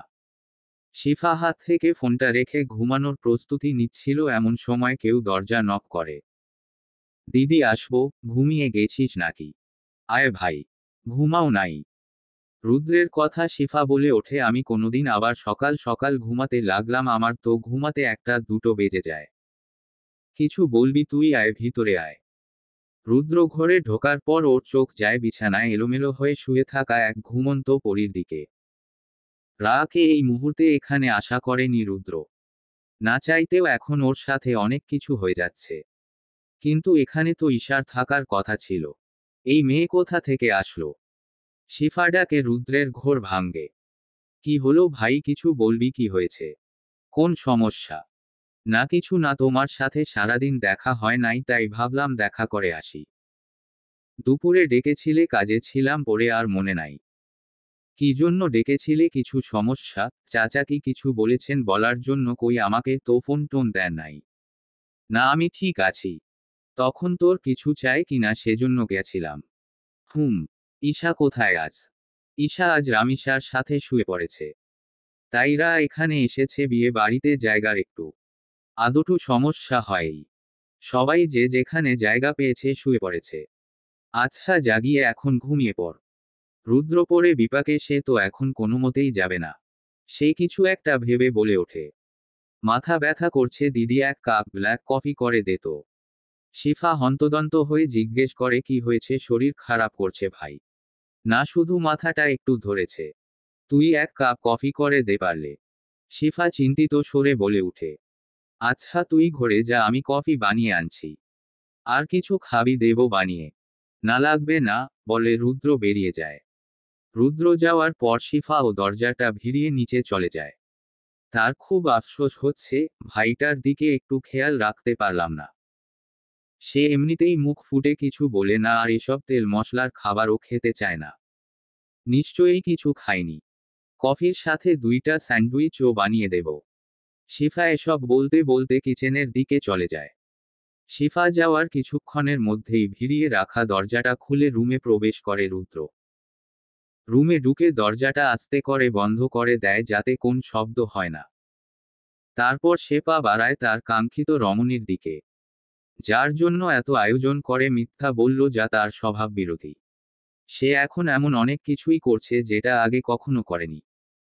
বিছানার কাছাকাছি আসতেই দুপা নিজ গতিতে থমকে গেল, তার ভিতরে ক্রমান্বয়ে ছড়িয়ে পড়ল অজানা এক অনুভূতি। সেভাবে কিছু সময় এখানে দাঁড়িয়ে রইল রুদ্র, তারপর ঝুঁকে গেল কিছুটা রায়ার দিকে, কিছুক্ষণ ভ্রু কুঁচকে তাকিয়ে কি মনে করে করে আবার দাঁড়িয়ে পড়ল। তার মাথা কাজ করছে না, বুকের ভেতর কি যেন একটা হচ্ছে, হার্টবিট খুব ফাস্ট চলতেছে। গভীর নয়নে দেখতে থাকলো ঘুমন্ত মেয়েটিকে, একটা জীবন্ত পুতুল, লাইক এ অ্যাঞ্জেল। রুদ্র এবার বসল বিছানায়, মেয়েটির মুখোমুখি ঝুঁকল, তার হৃদয় তীব্র ছটফট করছে। তার অশান্ত চোখ আউড়িয়ে তাকালো রায়ার ঘুমন্ত দুই চোখের দিকে। কি নিষ্পাপ লাগছে এই মুহূর্তে তাকে, পৃথিবীর সব মায়া যেন এই মুখটাকে ঘিরে ধরেছে। রা কি বুঝতে পারতেছে কেউ যে এখন তাকে দু চোখ দিয়ে গিলে খাচ্ছে? বুঝতে পারলে তো সে তীব্র অস্বস্তিতে মরেই যেত। রায়ার চোখ মুখ ঘিরে আছে অসংখ্য ছোট ছোট চুল। সে হাত এগিয়ে নিয়েও পিছিয়ে যাচ্ছে। তার ভিতরের এক সত্তা তাকে শাসাচ্ছে, কি করছিস, সরে আয়। তুই রুদ্র মাহতাব, একটা মেয়ের জন্য এরকম দুর্বলতা তোর মানায় না। কিন্তু আজ রুদ্র তার মনের কাছে পরাজিত। তারপর হাত বাড়িয়ে রায়ার গালে পড়া চুলগুলো সরিয়ে কানে গুজে দিল, এলোমেলো হওয়া চুলগুলো গুছিয়ে দিল। রুদ্র রায়ার ঠোঁটের দিকে তাকিয়ে একটা ডোক গিলল। রুদ্রের হাত চলে যায় রায়ার ঠোঁটের উপরিভাগের সেই তিলটায়, রা কেঁপে উঠল। রুদ্র তৎক্ষণাৎ উঠে দাঁড়ালো। উফ, কি করছি আমি? রুদ্র সরতেও পারছে না, এগোতেও দ্বিধাবোধ করতেছে। কি এক দোটানার মধ্যে যে পড়েছে। রুদ্র অনুভূতি শূন্য চোখে আবার তাকালো রায়ার দিকে। রায়ার চোখ, নাক, মুখ, গাল, ঠোঁট, আবার চোখ আউড়িয়ে তাকায় গলার দিকে। রুদ্রের চোখ ঝাপসা হয়ে আসে, ভিতরে কাজ করছে অন্যরকমের আকাঙ্ক্ষা। হাত পা ছড়িয়ে ছিটিয়ে বিছানায় শুয়ে আছে রা। তার মতো চুলগুলো সারা বিছানায় ছড়িয়ে আছে। রুদ্রে খুব করে ইচ্ছে হলো এখন এই মুহূর্তে মেয়েটাকে যদি বুকে জড়িয়ে ধরতে পারত। কিন্তু চাইলেই কি তা সম্ভব? কিন্তু এ অসম্ভবকে সম্ভব করার তীব্র বাসনা জাগছে রুদ্রের মনে। নেশাগ্রস্তদের মতো হয়ে গেছে রুদ্র, চোখে ভাসছে শুধু রা। চোখের সামনে শুয়ে থাকা নারীটিকে বড্ড আকর্ষণীয় লাগছে রুদ্রের। তার খুব নেগেটিভ ফিল হচ্ছে। রুদ্র নিজের অনুভূতি গুলোকে সামলায়। মাথা থেকে পা পর্যন্ত আরও একবার পরখ করে, পাশ থেকে একটা চাদর নিয়ে রায়াকে ডেকে দিল, কারণ ঘুমের ঘোরে শরীর থেকে কাপড় অনেকটাই সরে গেছে। শরীরে পেয়ে রা ও চাদরটাকে ভালোভাবে জড়িয়ে নিল। রুদ্র এতক্ষণ ধরে নিজের মধ্যে তীব্র যুদ্ধ করল নিজেকে কন্ট্রোল করার, নিজের অনুভূতিগুলোকে নিয়ন্ত্রণ করার। অবশেষে নিজের কাছে হার মেনে ঝুঁকে রায়ার কপালে ঠোঁট ছোঁয়ালো। ঘুমের ঘোরেই রা কেঁপে উঠল। রায়ার দিকে ঝুঁকে ফিসফিস করে বলল, আরেকটু আগে দুনিয়াতে আসতে পারতেন, আসতে যে খুব দেরি করে ফেললেন। এখন যে নিজের থেকে বড় এই আমিটাকে আপনার মেনে নিতে হবে, কিছুই করার নাই, কারণ আপনার কাছে কোন অপশন আমি রাখব না। আমার হয়ে থাকার চেষ্টা করবেন, এখন থেকেই প্রস্তুত হন। ট্রাই টু বি মাইন, বলে রায়ার ঠোঁটের তিলটায় গভীরভাবে ঠোঁট ছোঁয়ালো। একটু দূরে সরে এসে হাতের বৃদ্ধা আঙুল দিয়ে রায়ার ঠোঁটের ভেজা অংশটা মুছে দিল। হাসি ফুটে উঠেছে তার মুখে। হৃদয় জুড়ে আলাদা একটা প্রশান্তি বয়ে যাচ্ছে। রায়ার ঘুম হালকা হয়ে আসছে। এরপর রায়ার মাথার কাছে ফোনটা রেখে রুদ্র দ্রুত বেরিয়ে যায় রুম থেকে। নিজের রুমে গিয়ে বিছানায় শুয়ে পড়ে। তার এখন এই মেয়েকে চাই, যে কোনো মূল্যে। এটাই ফাইনাল। কালই দিদিকে বলবো, চাচাকে বলতে ওর বাড়িতে প্রস্তাব পাঠাতে। আমার ঘরে, আমার বিছানায়, আমার বুকে থাকবে তুমি, এটাই তোমার জায়গা। এখানেই থাকতে হবে তোমায়। শিফা রুদ্রের ঘরে আসে কফি আর স্যান্ডউইচ নিয়ে। এই নে ভাই, খেয়ে নে, সারাদিন কিছুই খাস কি খাস নাই বলিস না তো কিছু। রুদ্র উঠে বসে কোন দ্বিরুক্তি না করে স্যান্ডউইচটি মুখে পড়ে নেয়। শিফা পাশে বসে দেখতে থাকে। কেমন বাধ্য ছেলের মতো খেয়ে নিচ্ছে, কিন্তু আসলেই কি সে বাধ্য ছেলে? সে যে কতটা বেপরোয়া তা তো তার থেকে ভালো আর কেউ জানে না। রুদ্রর খাওয়া শেষ হলে বলে, তুই যা দিদি, আমি এখন ঘুমাবো। শিফাও খাবারের প্লেট নিয়ে চলে যায়। সকাল হওয়ার সাথে সাথে চারিদিকে হইচই লেগে গেছে। সবাই যে যার কাজে দৌড়াদৌড়ি করছে, সাত সকাল থেকে রান্নাবান্নার কাজ লেগে গেছে। সবাই পেঁয়াজ রসুন কাটতেছে আর ওইদিকে বাবুর্চিরা রান্নার জোগাড় করতেছে। চেয়ারম্যান সাহেব আসিফ ও তার চাচারা বিয়ে বাড়ির খাবারের দিকটা সামলাচ্ছে। বাবুর্চিদের কাজের তদারকি করছে একজন। আস্তে আস্তে সবাই উঠতে শুরু করেছে। ছোটরা সবাই আশেপাশে দৌড়াদৌড়ি করতেছে। গায়ে হলুদের সময় যে ডিজাইন করা হয়েছিল বিয়ের সময় তা আবার ভিন্ন রূপে করা হচ্ছে। বিয়েতে কোনরূপ কোন কিছু ত্রুটি রাখেনি কেউ।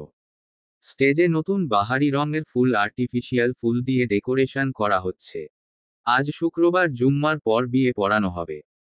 রামিসাকে নিয়ে ঈশা রাইসা ও তার কাজিনরা পার্লারে চলে গেছে।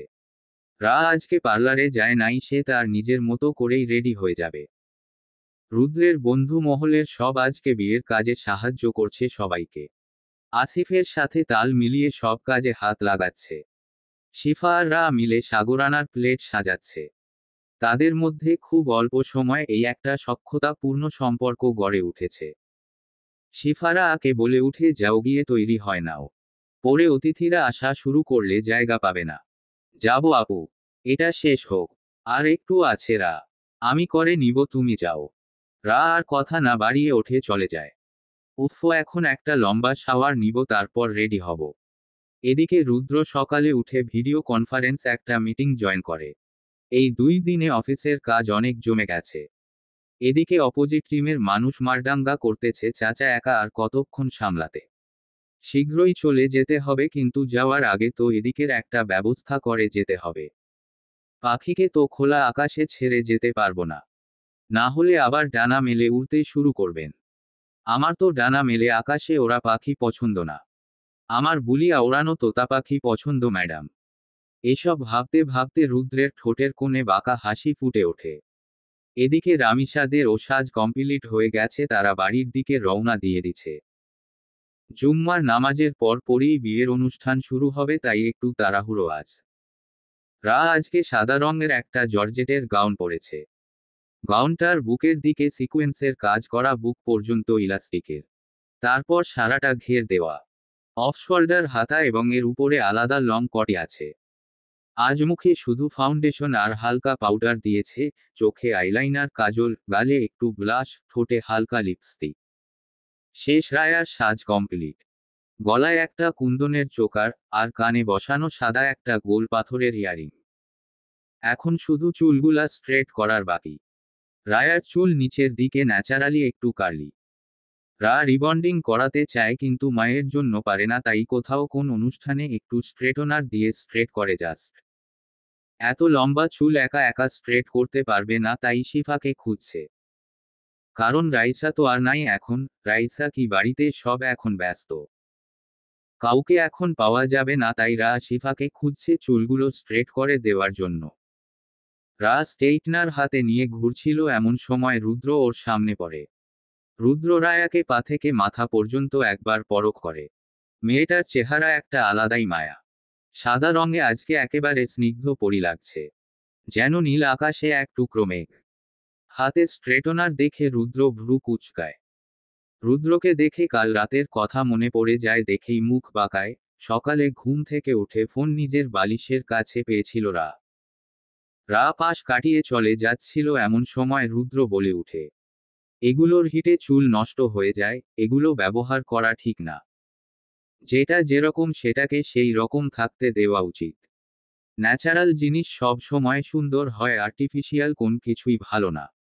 রায়ার এমনিতেই কালকের জন্য বিরক্ত ছিল, আজকে আবার জ্ঞান দেওয়া দেখে তেজ দেখিয়ে বলে ওঠে, আপনার কি, আমার যা ইচ্ছা আমি তাই করব। আপনার থেকে কোন সাজেশন চাইনি আমি, সো ইউ ক্যান গো। রুদ্রের কথা রুদ্রাকে ফিরিয়ে দেওয়া দেখে রুদ্র ঠোঁটে হাসি ফুটে ওঠে। রুদ্র মাথাটা একটু নিচে নামিয়ে বলে, উচ্চবাক্য করবেন না ম্যাডাম, আস্তে কথা বলুন। মেয়েদের গলায় এত জোর থাকা ভালো না। রুদ্রের এরকম কথারা তেতে ওঠে। মেয়েদের গলার আবার কি, মেয়েরা কি কোন আলাদা প্রাণী নাকি? রেগে যেই বলল, এখন কি আপ? রুদ্র মুখের কথা কেড়ে নিয়ে রায়ার মুখের সামনে আঙ্গুল উঠিয়ে ক্ষুব্ধ স্বরে শাসিয়ে বলে উঠে, হেই ম্যাডাম, গলার আওয়াজ একদম নিচে রাখবেন। আমি কাউকে ওয়ার্নিং দেই না, আপনাকে দিলাম, সমঝে চলবেন। লোকটার ভয়ঙ্কর লালচে চোখ আত্মায় কাঁপন ধরিয়ে দেওয়ার মতন। রুদ্রের এই শান্ত শীতল হুমকি রায়ার শিরদাঁড়া বেয়ে শীতল হাওয়া বয়ে যাওয়ার মতো অনুভূতি হল। লোকটির এই গম্ভীর আওয়াজের শীতল বাণী শুনে রায়া চুপ হয়ে যায়। আর কিছু না বলে সেই জায়গা থেকে চলে যায়। এই লোকের সাথে কথা বাড়িয়ে লাভ নাই, দেখলেই বোঝা যায় মানুষটা সুবিধার না। রুদ্র আর কিছু না বলে রায়ার চলে যাওয়া দেখে মনে মনে বলে, বেশি ফরফরান ম্যাডাম আপনি, এত ফরফরানি আপনার থাকবে না। আমি থাকতে দিব না। তাচ্ছিল্যের হাসি ফুটে উঠে তার মুখে। রামিসাকে আজ অনেক সুন্দর লাগছে, পুরাই পুতুল ব্রাইড। লাল লেহেঙ্গায় পুরাই লাল পরি মনে হচ্ছে। সবকিছু ম্যাচিং একেবারে। মাথায় আলাদা লাল দুপাট্টা দিয়ে মুখ ঢেকে রাখা হয়েছে। বিয়ে পড়ানোর সময় হয়ে গেছে বলে রামিসাকে নিয়ে সবাই নিচে যায়। স্টেজে যাবার পর তাদের কিছু কাপল পিক এন্ড ভিডিও করা হয় বিভিন্ন পোজে। কিছুক্ষণ পর একজন কাজী ও উকিল নিয়ে হাজির হলো রামিসার বাবা। সব ফর্মালিটি পূরণ করে 3 কবুল পড়ে তাদের বিয়ে সম্পন্ন হয়। সবাই আলহামদুলিল্লাহ বলে তাদের জন্য দোয়া করে। সব নিয়ম নীতি মেনে তাদের বিয়েটা সম্পন্ন হয়। এরপর বর কনেকে খেতে বসানো হয়। তখন বরকে হাত ধোয়ানোর একটা নিয়ম আছে। শালীরা হাত ধুইয়ে দেবে দুলাভাইয়ের, আর বরকে টাকা দিতে হয় শালীদের। তো এই জন্য রিসাবকে ঘিরে ধরেছে রাইসারা আর রামিসার আরও কয়েকজন কাজিন। এই নিয়ে রিসাবের বন্ধুদের সাথে রাইসাদের কথা কাটাকাটি হচ্ছে। বিয়ে বাড়িতে সাধারণত যেটা হয়েই থাকে। এতক্ষণের বাক বিতণ্ডা শেষে রাইসারা তাদের টাকা পেয়ে যায় এবং তারা তাদেরকে শান্তি মতো ছেড়ে দিয়ে খেতে বসে সব। রুদ্র পুরোটা সময় রায়াকে লক্ষ্য করেছে। এই সবার সামনে হা হা হি হি কথা বলছে, এগুলো সে শুধু চেয়ে চেয়ে দেখেছে।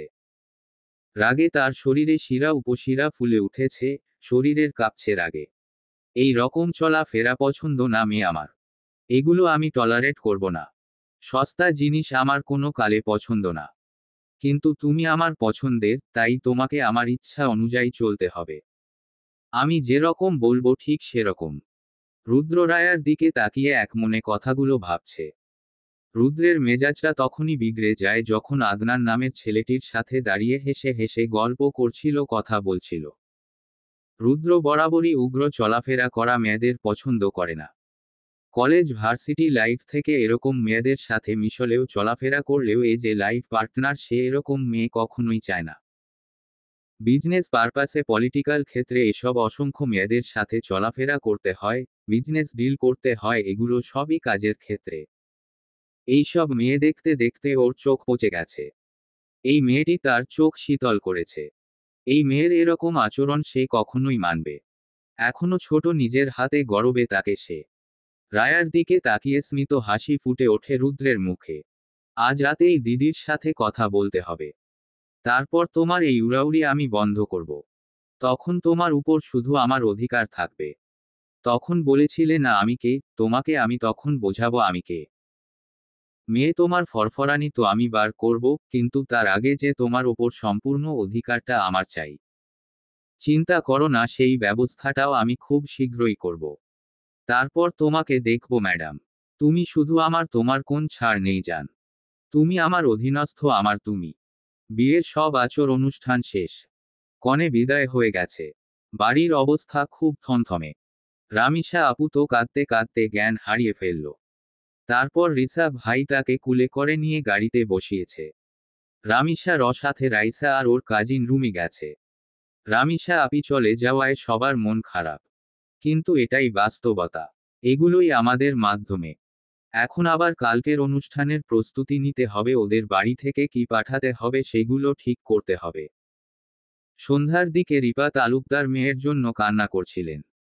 আমার মেয়েটা চলে গেল, আমার খুবটা পুরো খালি হয়ে গেলে কি করে থাকবে রে মা আমি। বিলাপ করে কান্না করেই যাচ্ছেন। কেউ থামাতে পারছে না। তার চাচি বলে ওঠে যে মেয়ে বড় হয়েছে, বিয়ে তো দিতেই হবে। মেয়েদের তো জন্মই পরের ঘরে যাওয়ার জন্য। সবাই তাকে সান্ত্বনা দিলেন। তিনি আস্তে ধীরে নিজেকে সামলান। মেয়ে হয়ে জন্মেছে, বিয়ে তো দিতেই হবে। আমি অত কত ছোট থাকতে নিজের বাপ মায়ের ঘর ছেড়ে এসেছি এ বাড়িতে। এক মেয়ে বিদায় করেছ তো কি হয়েছে বাবু? আরেক মেয়ে নিয়ে আসো। রিপা তালুকদার জিজ্ঞাসা দৃষ্টিতে তাকায়। কি বলছেন চাচি, আরেক মেয়ে মানে? আরে আসিফের বিয়ে দিয়ে দাও। ওর তো আর বয়স কম হলো না, রামিসা থেকে তো আসিফ বড়। এখন বিয়ে শাদি দিবে, নাতি নাতকুর সামলাবে। চাচির কথায় রিপা তালুকদারের মুখে হাসি ফুটে ওঠে। আরে আসিফের জন্য মেয়ে দেখা আছে, কিন্তু মেয়ে অনেক ছোট, আরো বছর দুই এক যাক তারপর ওর বিয়ে দিব। ওর বিয়ে নিয়ে চিন্তা নেই। আসিফ মায়ের পাশে বসা ছিল, মায়ের এমন কথা শুনে সে সেখান থেকে উঠে চলে যায়। তার অনেক কাঙ্ক্ষিত মানুষটিকে পাওয়ার আকাঙ্ক্ষায় যে সেও দিন গুনছে। শিফা মামির কথা শুনে আর আসিফের এভাবে লজ্জা পাওয়া দেখে কিছু একটা আন্দাজ করতে পেরেছে। কিন্তু এত মানুষের মাঝে সে কোন কথা বলেনি, পরে মামিকে এমনিই জিজ্ঞেস করবে। চাচি পুনরায় বলে উঠেন, কি জানি বাপু তোমাদের এসব নিয়ম নীতি, আমাদের যুগে তো মেয়েদের 15-16 বছরের বিয়ে হয়ে যেত। রিপা তালুকদার বলে ওঠেন, আরে আগের যুগ কি আর এখন রয়েছে? আর মেয়ে আমাদের ঘরের। মেয়েক যে কোনো সময় আনবো, আরেকটু বড় হোক, ইন্টারটা শেষ করুক। শিফা মামির পাশে বসে মামিকে বুঝাচ্ছিল, সান্ত্বনা দিচ্ছিল ওনার প্রেসার বেড়ে গেছে। লম্বা একটা শাওয়ার শেষে বেরিয়ে এলো। হাতা লম্বা একটা ব্ল্যাক কালারের ক্রপটপ পরল, গেঞ্জি সিস্টেম, এগুলা বুক পর্যন্ত ব্লাউজের মতো। তার উপর হোয়াইট কালারের একটা টি শার্ট আর ব্ল্যাক কালারের জেগিন্স। মাথা থেকে তোয়ালে খুলে চুলগুলো ঝাড়ছিল, এমন সময় ফোনে কল আসে। রায় বিছানা থেকে ফোন নিয়ে দেখে রাইসা কল করতেছে। হ্যালো কিরে, কি অবস্থা ওদিকে, সব ঠিকঠাক? রে, সব ঠিকই আছে। তুই কেন এলি না আজ? তোকে ছাড়া ভালো লাগছে না আমার রায়ু। তুই কিন্তু আজ যাবি না, কাল আমি আসি তারপর যাবি।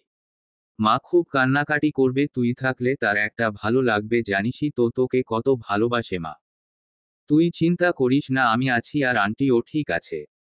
খারাপ তো লাগবেই, তোদের এত খারাপ লাগছে, আর তিনি তো মা, তার আরো বেশি লাগবে। রামিসা আপুকে খাইয়ে দিস, ওইখানে বাড়িতে সবার সামনে লজ্জা পাবে, খাবে না, বিয়ের তো তেমন কিছু খায় নাই। ঠিক আছে। রাখছি রে আপু, চেঞ্জ করবে, তোর সাথে পরে কথা বলছি। ঠিক আছে, নিজের খেয়াল রাখিস, আল্লাহ হাফেজ। কলের ফোন কেটে দেয়, তারপর তার মাকে ফোন দেয়। মায়ের সাথে কিছুক্ষণ কথা বলে ফোন কেটে দেয়। তারপর গায়ে চাদর মুড়ি দিয়ে শুয়ে থাকে, এই অসময়ে শাওয়ার নেওয়ার কারণে ঠান্ডা লাগছে। রায়ার এমনিতেই ঠান্ডার ধাত আছে, সব সময় সর্দি কাশি লেগেই থাকে। রুদ্র তার মামার সাথে বেরিয়েছিল, গ্রামে একটা ঝামেলা হয়েছে, দুই পক্ষের ছেলেদের মাঝে মারামারি লেগেছিল। আন্দোলনের সময় এসব মারামারি লেগেই থাকে। পুলিশ এসে অনেককে গ্রেফতার করে, আর যারা আহত হয়েছে তাদেরকে হাসপাতালে পাঠানোর ব্যবস্থা করা হয়। এসব ঝামেলা মিটিয়ে বাড়ি ফিরতে ফিরতে রাত হয়ে যায়। আজমির তালুকদার রুদ্রকে বলেন, বাবা তুমি এখানে থেকে যাও কয়েকদিন। একা হাতে সব কিছু সামলাতে হিমশিম খাচ্ছি। তুমি থাকলে একটু সুবিধা হতো। তোমার ব্যবসার কাজকর্ম না হয় কয়েকদিন এখানে থেকেই করলে। রুদ্র কিছুক্ষণ চুপ থেকে তারপর বলে, জি মামা, দেখে চেষ্টা করব। এরপর এই বিষয়ে তাদের মতো কতক্ষণ কথা চলতে থাকে, তারপর কথাবার্তা শেষ করে রুদ্র রুমে যায় ফ্রেশ হওয়ার জন্য। রিপা তালুকদার বলে উঠেন, রুদ্র ফ্রেশ হয়ে এসে আমাদের সাথে ডিনারটা করে নাও, নাকি তোমার রুমে পাঠাবো? রুদ্র কিছু একটা ভেবে ভেবে বলে ওঠে, ফ্রেশ হয়ে আসছি। তারপর মনে মনে বলে, অনেকক্ষণ দেখিনি ম্যাম আপনাকে। কথায় আপনি নিচে আসেন, দেখা দিয়ে আমার অশান্ত হৃদয়টাকে একটু শান্ত করেন। বর্তমান আজ 13 দিন পর আবার ফিরেছে শরীয়তপুরে, এর কারণ পরশু থেকে তার এক্সাম শুরু। এক্সাম এখান থেকেই দিতে হবে, অন্য কোন বিকল্প নাই। কারণ অন্য জায়গা থেকে এক্সাম দিলেও যে জায়গায় এক্সাম সেই জায়গায় ওর হাত পৌঁছাতে সময় লাগবে না। উল্টে এত কষ্ট, এত প্ল্যান সবকিছু বিফলে যাবে, দেখা যাবে। এই কারণে আমার আর এইচএসসি এক্সামই দেওয়া হলো না। সারা জীবনের মতো বন্দী হতে হবে। এত কষ্ট করে তীরে এসে তরি ডুবতে দিবে না কিন্তু এর মাঝে একটা ভুল করে ফেলেছে। হঠাৎ করে চলে যাওয়া ঠিক হয়নি, এখন এর জন্য রুদ্রকে কি জবাব দেবে? উনি তো জেনেই গেছে যে এতদিন আমরা শরীয়তপুর ছিলাম না, তার উপর আবার ফোন বন্ধ ছিল, এতদিন কোন যোগাযোগ করিনি। নিশ্চয় সন্দেহ করেছেন, এখন আমি কি জবাব দেব? বাড়িতে ফেরার সাথে সাথেই তুফান উঠবে ভেবেই রায়ার হাত পা ঠান্ডা হয়ে যাচ্ছে, কি জবাব দেবে এখন সে এই লোককে? যদি সবকিছু বুঝে ফেলে তাহলে আমি শেষ।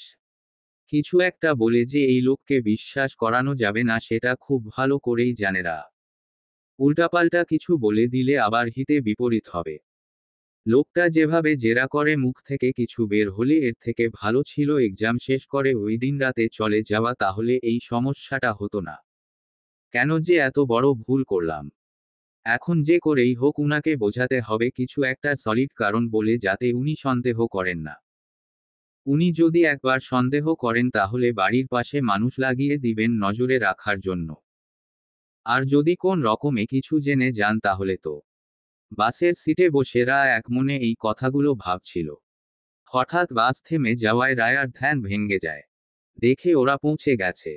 বাস থেকে এক এক করে সবাই নেমে পড়ে ব্যাগপত্র নিয়ে। রায়ার ভাই রায়ান আর রায়ার মা শাহানা বেগম এসেছেন। রায়ার বাবা শওকত সাহেব আসেন নাই। নতুন জয়েন করেছেন এই জায়গায়, এখন আবার ছুটি নেওয়া তার পক্ষে সম্ভব না, তাই তাদেরকে পাঠিয়ে দিয়েছেন। রায়ার ফুফাতো ভাই নিহালকে পাঠাতে চেয়েছিলেন তার ফুফু, কিন্তু রায়ার বাবা না করে দিয়েছেন। রুদ্র যে খ্যাপাটে ছেলে, সে কার কি এগুলো দেখবে না। উল্টা ছেলেটাকে আঘাত করে দিলে আরেক সমস্যায় পড়তে হবে তাদের। এমনি এই ছেলের জন্য তাদের জীবনের সমস্যার অভাব নেই, নতুন করে আর কিছু চান না। নিহালকে দেখলে ও সন্দেহ করতে পারে, ও এখানে কেন, এখানে ওর কি কাজ? এই বাড়িতে আমার বাগদত্তা থাকালীন অন্য কোন ছেলে থাকতে পারবে না, ও এখানে থাকলে আমি রায়াকে নিয়ে যাব। গত কয়েক মাস এরকম অসংখ্য ঝামেলায় পড়তে হয়েছে শওকত সাহেবকে, কিন্তু তিনি মুখ বুঝে সব সহ্য করেছেন। তার যে কিছু করার নেই, বলতে গেলে কিছু করার ক্ষমতা নেই ওদের বিরুদ্ধে। তার বাচ্চা মেয়েটার জীবনটা ধ্বংস করে দিচ্ছে এই ছেলেটা। তাই এই সময় তিনি আর কোন ধরনের অহেতুক কোন ঝামেলা চাচ্ছেন না। তিনি চেয়েছিলেন রায়াকে 1 বছর গ্যাপ দিয়ে পড়ে পরীক্ষা দেওয়াতে, কিন্তু মানে নাই কেই তার এই প্রস্তাব। এখন শুধু আল্লাহর কাছে এই প্রার্থনা করছেন ভালোয় ভালোয় পরীক্ষাগুলো শেষ করে নির্ভেজাল ভাবে এখান থেকে ওদের চোখের আড়ালে চলে আসতে পারলেই হলো। এতে তার মেয়েটার জীবনটা তো বেঁচে যাবে। এসব ভেবেই শওকত সাহেব দীর্ঘশ্বাস ফেললেন। ওই শহরে তাদের রাজ থাকতে পারে, এখানে তো তাদের কোন কিছু নাই। এটা একটু অন্য শহর, এখানে এসে ওদের খুঁজে বার করাটা এত সহজ হবে না। খুঁজে বার করা সম্ভব না, খুঁজে বার করতে পারলে এখানে ওদের দাপট কাজে আসবে না। এসব ভেবেই নিজের মনকে সান্ত্বনা দিচ্ছেন শওকত সাহেব। তারপর কিছু একটা মনে হওয়া ঘড়ির টাইম দেখলেন। ঘড়িতে 4টা বাজছে, এতক্ষণে তো ওদের পৌঁছে যাওয়ার কথা। এই ভেবে তিনি শাহানা বেগমের ফোনে কল দিলেন। হ্যালো, কোথায় তোমরা পৌঁছে গেছো? হ্যাঁ রে রায়ার বাবা, বাস থেকে নেমে গেছি। এখন ক্যাবে আছি, একটু পর বাড়িতে পৌঁছে যাব। তুমি চিন্তা করো না, ঠিকমতো খাওয়া দাওয়া কর আর ওষুধ ঠিকমতো নিও। ঠিক আছে, তুমিও নিজের আর বাচ্চাদের খেয়াল রেখো। রায়ার কাছে ফোনটা দাও তো একটু। রা ফোন নিয়ে তোর বাবার সাথে কথা বলে। হ্যালো, আসসালামু আলাইকুম বাবা। কেমন আছো? ওষুধ খেয়েছো তুমি? হ্যাঁ মা, আলহামদুলিল্লাহ ভালো আছি। খেয়েছি আমি। তুই এসব নিয়ে চিন্তা করিস না, তুই তোর এক্সামে ফোকাস কর, মন দিয়ে পড়ালেখা করো, ইনশাল্লাহ সব কিছু ঠিক হয়ে যাবে। আর এসব নিয়ে ভেবো না কেমন? বাবা, আমি ঠিক আছে, তুমি চিন্তা করো না। নিজের খেয়াল রেখো। ঠিক আছে মা, আমি রাখি। তুমি মন দিয়ে পড়াশোনা করো। ভালো রেজাল্ট চাই কিন্তু। ঠিক আছে বাবা। আল্লাহ হাফেজ। তারপর ফোন রেখে ওরা বাজারে গিয়ে কিছু বাজার করে। যেহেতু এখানে অনেক দিন থাকতে হবে পরীক্ষার আগ পর্যন্ত, তো বাজার তো লাগবেই। প্রায় 1 মাসের সবকিছুর বাজার সাজার করে বাড়ি ফিরতে ফিরতে সন্ধ্যা হয়ে যায়। বাড়ি ফিরে মায়ের সাথে বাজারগুলো গুছাতে সাহায্য করে, তারপর নিজের রুমে গিয়ে ফ্রেশ করে বই খাতাগুলো বের করে গুছিয়ে রাখে। শরীয়তপুর ফিরেছে। নিজের বাড়িতে আছে। এই কথাটা রায়ারা ফিরার আধা ঘন্টার ভিতরে রুদ্রের কানে পৌঁছে যায়। রুদ্র জাস্ট দাঁতে দাঁত চেপে সহ্য করছে এই মেয়ের কাজকর্ম। সে মেজাজ হারাতে চাচ্ছে না, কিন্তু এই মেয়েটাকে ওকে শান্ত থাকতে দিচ্ছে না। রুদ্রর রাইসাকে কল লাগায়। রাইসা পড়ছিল 2 দিন বাদে পরীক্ষা, খুব টেনশনে আছে, সারাদিন বই খাতা নিয়ে পড়ে থাকে। হঠাৎ ফোন আসায় ফোন হাতে নিয়ে দেখে রুদ্র কল করেছে। রুদ্রের একটা কাজের জন্য রাইসার ফ্যামিলি খুব বড় একটা ধাক্কা খেয়েছে।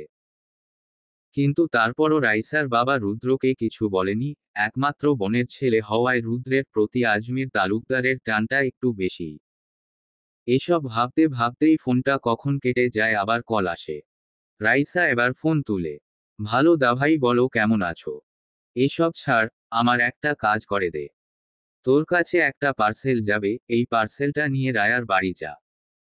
আর ওকে বলবি 2 মিনিটের মধ্যে আমাকে কল দিতে। কিন্তু রায়া তো বাড়িতে নেই দাভাই। আছে, তুই যা। লেট করবি না, আর মন দিয়ে পড়ালেখা করিস, রাখছি। বলে রুদ্র ফোন কেটে দেয়। রুদ্র এরকম কনফিডেন্ট নিয়ে আছে তুই যা বলা দেখে রাইসা বুঝে গেছে রা ফিরে এসেছে। কিন্তু এরকম হঠাৎ কাউকে না বলে কোথায় গেল, কেন গেল কিছুই বলল না, আমায়ও বলেনি। আবার কি কিছু হয়েছে? এর মাঝে কলিং বেল বেজে ওঠে, রাইসা বুঝে যায় যে পার্সেল চলে এসেছো। রাইসা দরজা খুলে দেখে রুদ্রের দলের এক ছেলে একটা বক্স নিয়ে দাঁড়িয়ে আছে। আসসালামু আলাইকুম। রুদ্র ভাই এটা দিয়েছে, বলেছেন এটা ভাবিকে দেওয়ার জন্য। রাইসা হাত বাড়িয়ে বক্সটা নেয়। তারপর মাকে বলে বেরিয়ে যায় রায়াদের বাড়ির উদ্দেশ্যে। হঠাৎ কলিং বেল বেজে ওঠায় রা ভয় আঁতকে উঠে। মনে মনে কথা সাজাতে শুরু করে, এখন কি বলবে, রুদ্রকে কিভাবে বোঝাতে এখন। ভয় ওর শরীর কাঁপুনি দিয়ে উঠছে। এর মাঝে রাইসা রুমে ঢুকে। কিরে, কোথায় গিয়েছিলে তুই, আমাকে বলে গেলি না? এখনই পর করে দিচ্ছিস, পরে আর কি করবে? নারে, একটা ইমার্জেন্সি হওয়ায় হঠাৎ করে যেতে হয়েছে।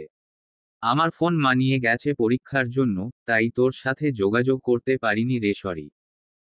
ঠিক আছে, কিন্তু তোর চোখ মুখের এই অবস্থা কেন, কিছু হয়েছে কি রা?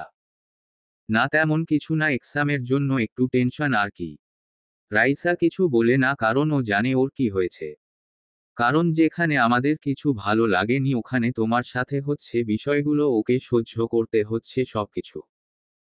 রাইসা আয় কথা না বাড়িয়ে হাতের বক্সটা এগিয়ে দিয়ে বলে দাভাই দিয়েছে। বলেছে 2 মিনিটের মধ্যে ওকে কল দিতে। রা বক্সটা হাতে নিয়ে বসে থাকে। রাইসা বলে আচ্ছা আমি এখন যাই, পরে কথা হবে। বলে রাইসা চলে যাবে। এমন সময় শাহানা বেগম এসে বলে আরে এখন কি যাবে, চা নাস্তা করো তারপর যাবে, বসো। না আন্টি, পরে একদিন এসে খেয়ে যাব, 8টার সময় স্যার আসবে, এখন আমার যেতে হবে। বলে রাইসা চলে যায়। রা এখনো ঠায় বসে আছে জায়গায়। ওর হাত পা কাঁপছে, গলা শুকিয়ে আসছে, এখন কি বলবে সে। নিজেকে 5 মিনিট সময় দিয়ে বক্সটা খুলে একটা ফোন পায়। ফোনটা অন করে, ফোনের মধ্যে রুদ্রের নাম্বারটাই শুধু সেভ ছিল। রুদ্র ফোন হাতে নিয়ে বসে আছে, কখন কাঙ্ক্ষিত নাম্বার থেকে ফোনটা আসবে। রোদের মাথাটা জাস্ট ফেটে যাচ্ছে, এমনিতে এত টেনশন এর মাঝে আছে, আর এর মাঝে এই মেয়েটাকে ওকে একটা মুহূর্তের জন্য শান্তিতে থাকতে দিচ্ছে না। তুই কি ভেবেছিস আমি শান্তিতে না থাকলে তোকে শান্তিতে থাকতে দেব আমি? তোর এই উড়াউড়ি আমার আর পছন্দ হচ্ছে না রে, এবার তোর একটা ব্যবস্থা করতেই হবে। আর না, অনেক ছাড় দিয়েছি। আপনাকে কিভাবে কন্ট্রোল করতে হবে এটা রুদ্র মাহতাব খুব ভালো করেই জানে ম্যাডাম। আপনাকে ছাড় দেওয়াটাই আমার মস্ত বড় ভুল হয়েছে। ব্যাপার না, মানুষ ভুল থেকেই শিখে। এখনো কল না আসায় রুদ্র মেজাজ হারায়। ফোন হাতে নেয়, রাইসাকে কল দিয়ে জিজ্ঞেস করবে। এমন সময় রাইসাকে কল করবে এমন সময় ফোন বেজে ওঠে রুদ্রের। ফোনের দিকে তাকিয়েই ওর মুখে হাসি ফুটে ওঠে, কিন্তু মুহূর্তে মুখের ভঙ্গি বদলে যায়, চোখে মুখে ফুটে উঠে হিংস্রতা। তীব্র রাগে জিদে ফোনটা কেটে দেয়। তারপর হোয়াটসঅ্যাপে ঢুকে ভিডিও কল করে। রা অনেকক্ষণ সময় নিয়ে নিজেকে ধাতস্থ করে, ফোনটা দিয়েছিল অনেক কষ্টে, কিন্তু 2বার রিং হওয়ার সাথে সাথে ফোনটা কেটে দেয় অপর পাশের ব্যক্তি। রা স্বস্তি পায়, এখন এর জন্য বেঁচে গেছে। কিন্তু মুহূর্তেই রাকে ভুল প্রমাণ করে দিয়ে ভিডিও কল আসে। হতভম্ব হয়ে রা ফোনের দিকে তাকিয়ে থাকে। কলে কথা বলবে কিভাবে এটা এতক্ষণ ধরে ভাবছিল, আর এখন তো ভিডিও কল দিছে। এই লোক যে ধুরন্ধর চালাক। এই লোকের দিকে তাকিয়ে মিথ্যে বললে আমার চেহারা দেখেই ধরে ফেলবে। বুঝে গেলে আর আমার রক্ষা নেই। এই কথা ভেবেই রায়ার গলা শুকিয়ে যাচ্ছে। এতক্ষণ ধরে গোছানো কথাগুলো সব আউড়িয়ে যাচ্ছে। এর মাঝে কলটা কেটে যায়। কলের লাইন কেটে যাওয়ায় রুদ্রের মেজাজ বিগড়ে যায়। দাঁতের দাঁত চেপে সে সবকিছু সহ্য করছে, এই মেয়ে অনেকবার বেড়েছে। রাগের তোরে ফোনে মেসেজ টাইপ করে। ফোনের টুং ঠাং আওয়াজে রা কেঁপে ওঠে। ফোন হাতে নিয়ে দেখে রুদ্রের মেসেজ। কি ম্যাডাম, এখন ফোন রিসিভ করার জন্য কি আপনার বাড়িতে কাউকে দিয়ে ইনভিটেশন পাঠাতে হবে? সমস্যা নাই ম্যাডাম, আপনার জন্য রুদ্র মাহতাব সব সময় হাজির। রা মেসেজটা দেখে ফুঁপিয়ে উঠে, নিজেকে খুব অসহায় মনে হচ্ছে ওর। এর মাঝে আবারও ফোন বেজে ওঠে। রা নিজেকে ধাতস্থ করে ফোনটা রিসিভ করে সামনে ধরে। সুন্দর একটা সুদর্শন চেহারা ভেসে উঠে স্ক্রিনে। ডিভানে হেলান দিয়ে বসে আছে, চোখ মুখে গম্ভীরতা যেন তার সব সময়ই থাকে। উজ্জ্বল শ্যামবর্ণ চেহারার লোকটির গালের চাপদাড়ি এখন অনেকটা বড় হয়েছে। শার্টলেস থাকায় রা চোখ নামিয়ে ফেলে, অস্বস্তিতে হাঁসফাঁস করে ওঠে। নিজেকে সামলায়, স্থির করে এই লোকের সাথে বুঝে শুনে কথা বলতে হবে। বেফাস কথা বললে এই লোক আমার কথার জালেই আমাকে ফাঁসাবে। ভাবতেই অবাক লাগে এই সুন্দর মুখশ্রীর আড়ালে হিংস্র চেহারাটা যারা দেখেছে তারাই জানে লোকটা কি পরিমাণ হিংস্র। একসময় আমি নিজেই এই চেহারার মায়া পড়ে গেছিলাম। কিন্তু এখন আর এই লোকটির প্রতি কোন অনুভূতি কাজ করে না, যা আসে তা শুধুমাত্র ঘৃণা। রুদ্র ক্ষুব্ধ চোখে এতক্ষণ ধরে রায়ার দিকে তাকিয়েছিল। এইটুকুন মেয়ের কত সাহস আমার সাথে ছলনা করে। এখনই ছলনা করা শিখে গেছে, ভবিষ্যতে কি করবে। কিন্তু চোখ মুখ এরকম শুকিয়ে গেছে কেন? ও কি অসুস্থ? দেখে তো ঠিক লাগছে না। অসুস্থ ছিল আর আমি জানি না, আমাকে কেউ জানায়নি। রাগে দাঁত কিরমিরিয়ে ওঠে বলে, হ্যালো ম্যাডাম, কেমন আছেন? কই থাকেন আজকাল? তো আপনার দেখাই মেলে না, খুব বিজি নাকি ম্যাম? রুদ্রের কথা বলার ধরন দেখে নিজেকে গুটিয়ে নেয়। রুদ্রের শান্ত শীতল কণ্ঠস্বরেই বুঝিয়ে দিচ্ছে সে কি পরিমাণ রেগে আছে। এখন যাই বলুক না কেন তার রক্ষে নেই। রুদ্র তীক্ষ্ণ চোখে রায়ার দিকে তাকিয়ে আছে, তার ভেতর কি চলছে সেটা বোঝার চেষ্টা করছে। কি ম্যাডাম, কথা বলবেন না আমার সাথে? এবারও নিশ্চুপ, রুদ্রের সাথে চোখ মেলাচ্ছে না। রুদ্র এবার গ্রজে ওঠে রাগে। কথা বল, কথা বল, চুপ করে আছিস কেন? রুদ্রের হুঙ্কার শুনে ফুঁফিয়ে ওঠে, এরপরও মুখ ফুটে টু শব্দও করে না। রুদ্র এবার মেজাজ হারায়। এই নাটক করবি না একদম, তোর কাহিনী দেখার জন্য বসে নেই আমি। কই ছিলি বল, কোথায় গেছিস, কাকে বলে গেছিস তুই? বড় বড় কলিজা নিয়ে ঘুরিস আজকাল, আমাকে চোখে লাগে না তোর? কি হলো বলতে বলেছি না তোকে? চিৎকার করে ওঠে রুদ্র। রুদ্রের সব সময়ের মতো এরকম ব্যবহার আর নিতে পারে না। নিজেকে কিছুটা ধাতস্থ করে এবার মুখ খুলে। ফুফু হঠাৎ করে অসুস্থ হওয়ায় আমাদের ফুফুর বাসায় যেতে হয়। আমার হার্ট অ্যাটাক হয়েছিল, ইমার্জেন্সি যেতে হয়েছে আমাদের। আর আমার কাছে তো ফোন ছিল না যে আপনার সাথে যোগাযোগ করব। আমি তো সেই দিন সবকিছু আপনাকে খুলে বলেছিলাম, এরপরও কেন আপনি আমার সাথে এভাবে কথা বলছেন? আমি কি করেছি এখানে? আমার কি করার আছে? রায়ার কথা শুনে রুদ্র চোখ ছোট ছোট করে ওর দিকে তাকায়। আপনার হার্ট অ্যাটাক হয়েছে ম্যাডাম, ভালোই তো কথা বলতে শিখেছেন দেখি। আমাকে তো আপনার পাগল মনে হয় তাই না? যা বলবেন তাই মানব, যাব বোঝাবেন তাই বুঝব। তা কথা থেকে শিখছেন ম্যাডাম এগুলো? এই ভয়টাই এতক্ষণ ধরে পাচ্ছিল। ভয় উল্টাপাল্টা কথা না বলে দেয় এজন্য চুপ ছিল। রায়ার এখন নিজের মাথা ফাটাতে মন চাচ্ছে। দুঃখিত, আমি আমার না ফুপুর কথা বলছিলাম। ভুলে বলে ফেলছি। রুদ্র রায়ার আর গতিবিধি পর্যবেক্ষণ করছে, কেন জানি ওর একটা খটকা লাগছে। অর সিক্স সেন্স ওকে অন্য কিছু নির্দেশ করছে। তাই আবার রায়াকে উদ্দেশ্য করে বলে, ফুফুর অ্যাড্রেস আর নাম্বার দাও ফাস্ট। রায়া জানতো রুদ্র এ কথাই বলবে, তাই সবকিছু আগে থেকেই প্রিপেয়ার করে রেখেছিল। এবার সে কোন ধরনের ভুল করবে না তার লক্ষ্য তার সামনে। রুদ্র টেবিল থেকে আরেকটা ফোন নিয়ে কাকে যেন ফোন করে বলে, এই ইনফরমেশনটা কালেক্ট করো জলদি। তারপর কল কেটে ফোনটা ঢিল মেরে বিছানায় রাখে। তারপর রায়ার দিকে তাকিয়ে বলে, বলে যেতে পারতেন, কারো ফোন দিয়ে বলতেন। ভবিষ্যতে যেন এরকম কিছু আর হয় না। এরপর এরকম কিছু দেখলে এর ফল ভালো হবে না ম্যাডাম। এই ফোনটা রাখবেন, আপনার মা কিছু বললে আমাকে বলবেন, আমি কথা বলবো তার সাথে, ঠিক আছে? মিন মিন করে বলে, হুম। দেখি এদিকে তাকাও, কি হয়েছে তোমার? চোখ মুখের এই অবস্থা কেন? তুমি কি অসুস্থ? কিছু হয়েছে? ফোনের দিকে তাকায় বলে, না আমি ঠিক আছি, কিছু হয়নি। রুদ্র রায়ার হাঁসফাঁস দেখে বুঝতে পারে সমস্যা কোথায়। সে উঠে একটা টি শার্ট নিয়ে হাত গলিয়ে টি শার্টটা পরে নেয়। দেখ তো, ঠিক মনে হচ্ছে না কাল ডাক্তারের কাছে যাও? না এখন কোথাও যেতে পারবো না, পরশুদিন পরীক্ষা, সময় নেই এখন। ডাক্তারে গেলে সারাটা দিন চলে যাবে। ঠিক আছে, তাহলে আমি ডাক্তারকে ফোন দিয়ে বলবো বাসায় এসে দেখে যেতে। আর তোমাকে আমি লাস্ট বার বলছি, খাওয়া দাওয়া ঠিক মতো করবে। দিন দিন কি অবস্থা করছো নিজের। বললাম তো ডাক্তার লাগবে না। আমি কি তোমাকে জিজ্ঞেস করেছি তাহলে এত কথা বলছো কেন? যা বলেছি তাই করবে। আমার কথার বাইরে কথা বলবে না, এক কথা বারবার বলবো না আমি। তোমাকে সময় দিয়েছি, সময়টা কাজে লাগাও। আমায় বোঝো, আমার সম্পর্কে জানো এটা তোমার ভবিষ্যতে কাজে আসবে, এই সুযোগ আমি সব সময় দিব না। আর তুমি বেশি সময় পাবেও না, পরীক্ষাটা শেষ হোক তারপর আমি আর সংসারের বাইরে কিছু নিয়ে ভাববে না। আর আমাকে ডিঙ্গানোর সাহস করো না, এর ফল ভালো হবে না। আমার খারাপ রূপটা তোমার সামনে আনতে আমাকে বাধ্য করো না।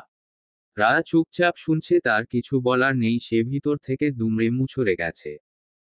রায়াকে এরকম মুখ করে থাকতে দেখে রুদ্র আর কিছু বলে না। সে এরকম করতেও চায়নি, যথেষ্ট সুযোগ দিয়েছে মেয়েটাকে, কিন্তু এই মেয়েকে ভালোভাবে বলা কথা ওনার মাথায় ঢুকে না। রায়ার মাঝে কিছু পরিবর্তন দেখা যাচ্ছে যা রুদ্রকে খুব বেশি ভাবাচ্ছে। সে এসব নিয়ে এখন আর মাথা ঘামালো না। কারণ রায়ার এই সাহস নেই যে সে আমাকে ওভারটেক করবে। ফোন দিয়েছি বলে ফোন নিয়ে পড়ে থেকো না, এখন পড়তে বসো, পরীক্ষায় তো কাল বাদে। ফোনে হোয়াটসঅ্যাপ আর গেমস ছাড়া অন্য কোন ধরনের অ্যাপ যেন আমি না দেখি। হ্যাঁ বোধক মাথা নাড়ায়। রায়ার সহজ সরল স্বীকার উক্তিতে রুদ্র সন্তুষ্ট হয়। সে তো চায় তার পরি যাতে তার কথা মেনে চলে, তার সাথে স্বাভাবিক আচরণ করে, সবকিছু মন থেকে মেনে নেয়। ওকে, আমার মিটিং আছে, এখন যেতে হবে। টেক কেয়ার, লাভ ইউ বেই। রায়ার নীরবতা দেখে রুদ্র একটু জোরেই বলে, কি হলো? হকচকিয়ে ওঠে। জি জি না, কিছু না। Love you two.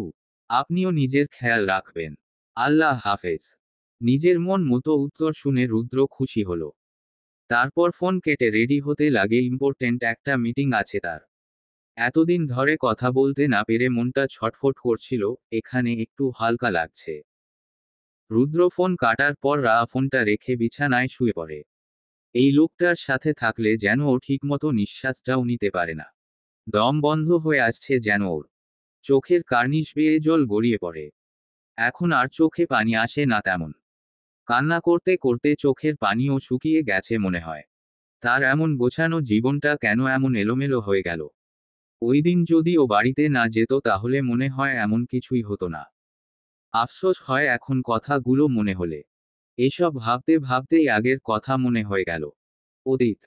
Rudra fresh হয়ে একটা ট্রাউজার আর পোলো টি শার্ট পরে নিচে নেমে আসে রাতের ডিনার করার জন্য সবার সাথে।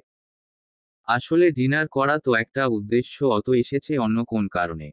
নিচে গিয়ে দেখে আবির, আয়ুষ, মারুফ টিভি দেখছে। ঈশা আর শিফা এখনো নিচে নামেনি। সবাইকে নিচেও ডাকা হচ্ছিল খেতে আসার জন্য। রুদ্ররা কে খুঁজছে। ও ওর জন্য নিচে এসেছে, কিন্তু মেয়ের তো দেখাই পাওয়া যাচ্ছে না। ও কি আবার চলে গেছে নাকি ভেবেই হতাশ হয় রুদ্র। এর মাঝে দেখে শিফা আর ঈশা নিচে নামছে।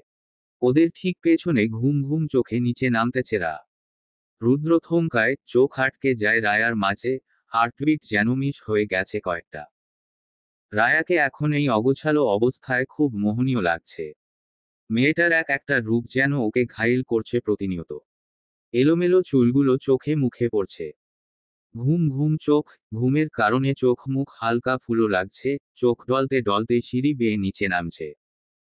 পিছনে ছেড়ে রাখা চুলগুলো দল খাচ্ছে, চুলগুলো হালকা ভেজা। কিন্তু মুহূর্তের মধ্যে রুদ্রের মুখভঙ্গি বদলে যায় রায়ার গেটআপ দেখে। টি শার্টের উপর কোন মতে একটা ওড়না গলায় পেঁচিয়েছে। এক বাড়ি লোকের সামনে এরকম চলাফেরার রুদ্রের পছন্দ হলো না। চলবে। গল্প প্রেমের বিষাক্ততা। লেখনীতে তাসনিয়া হোসেন।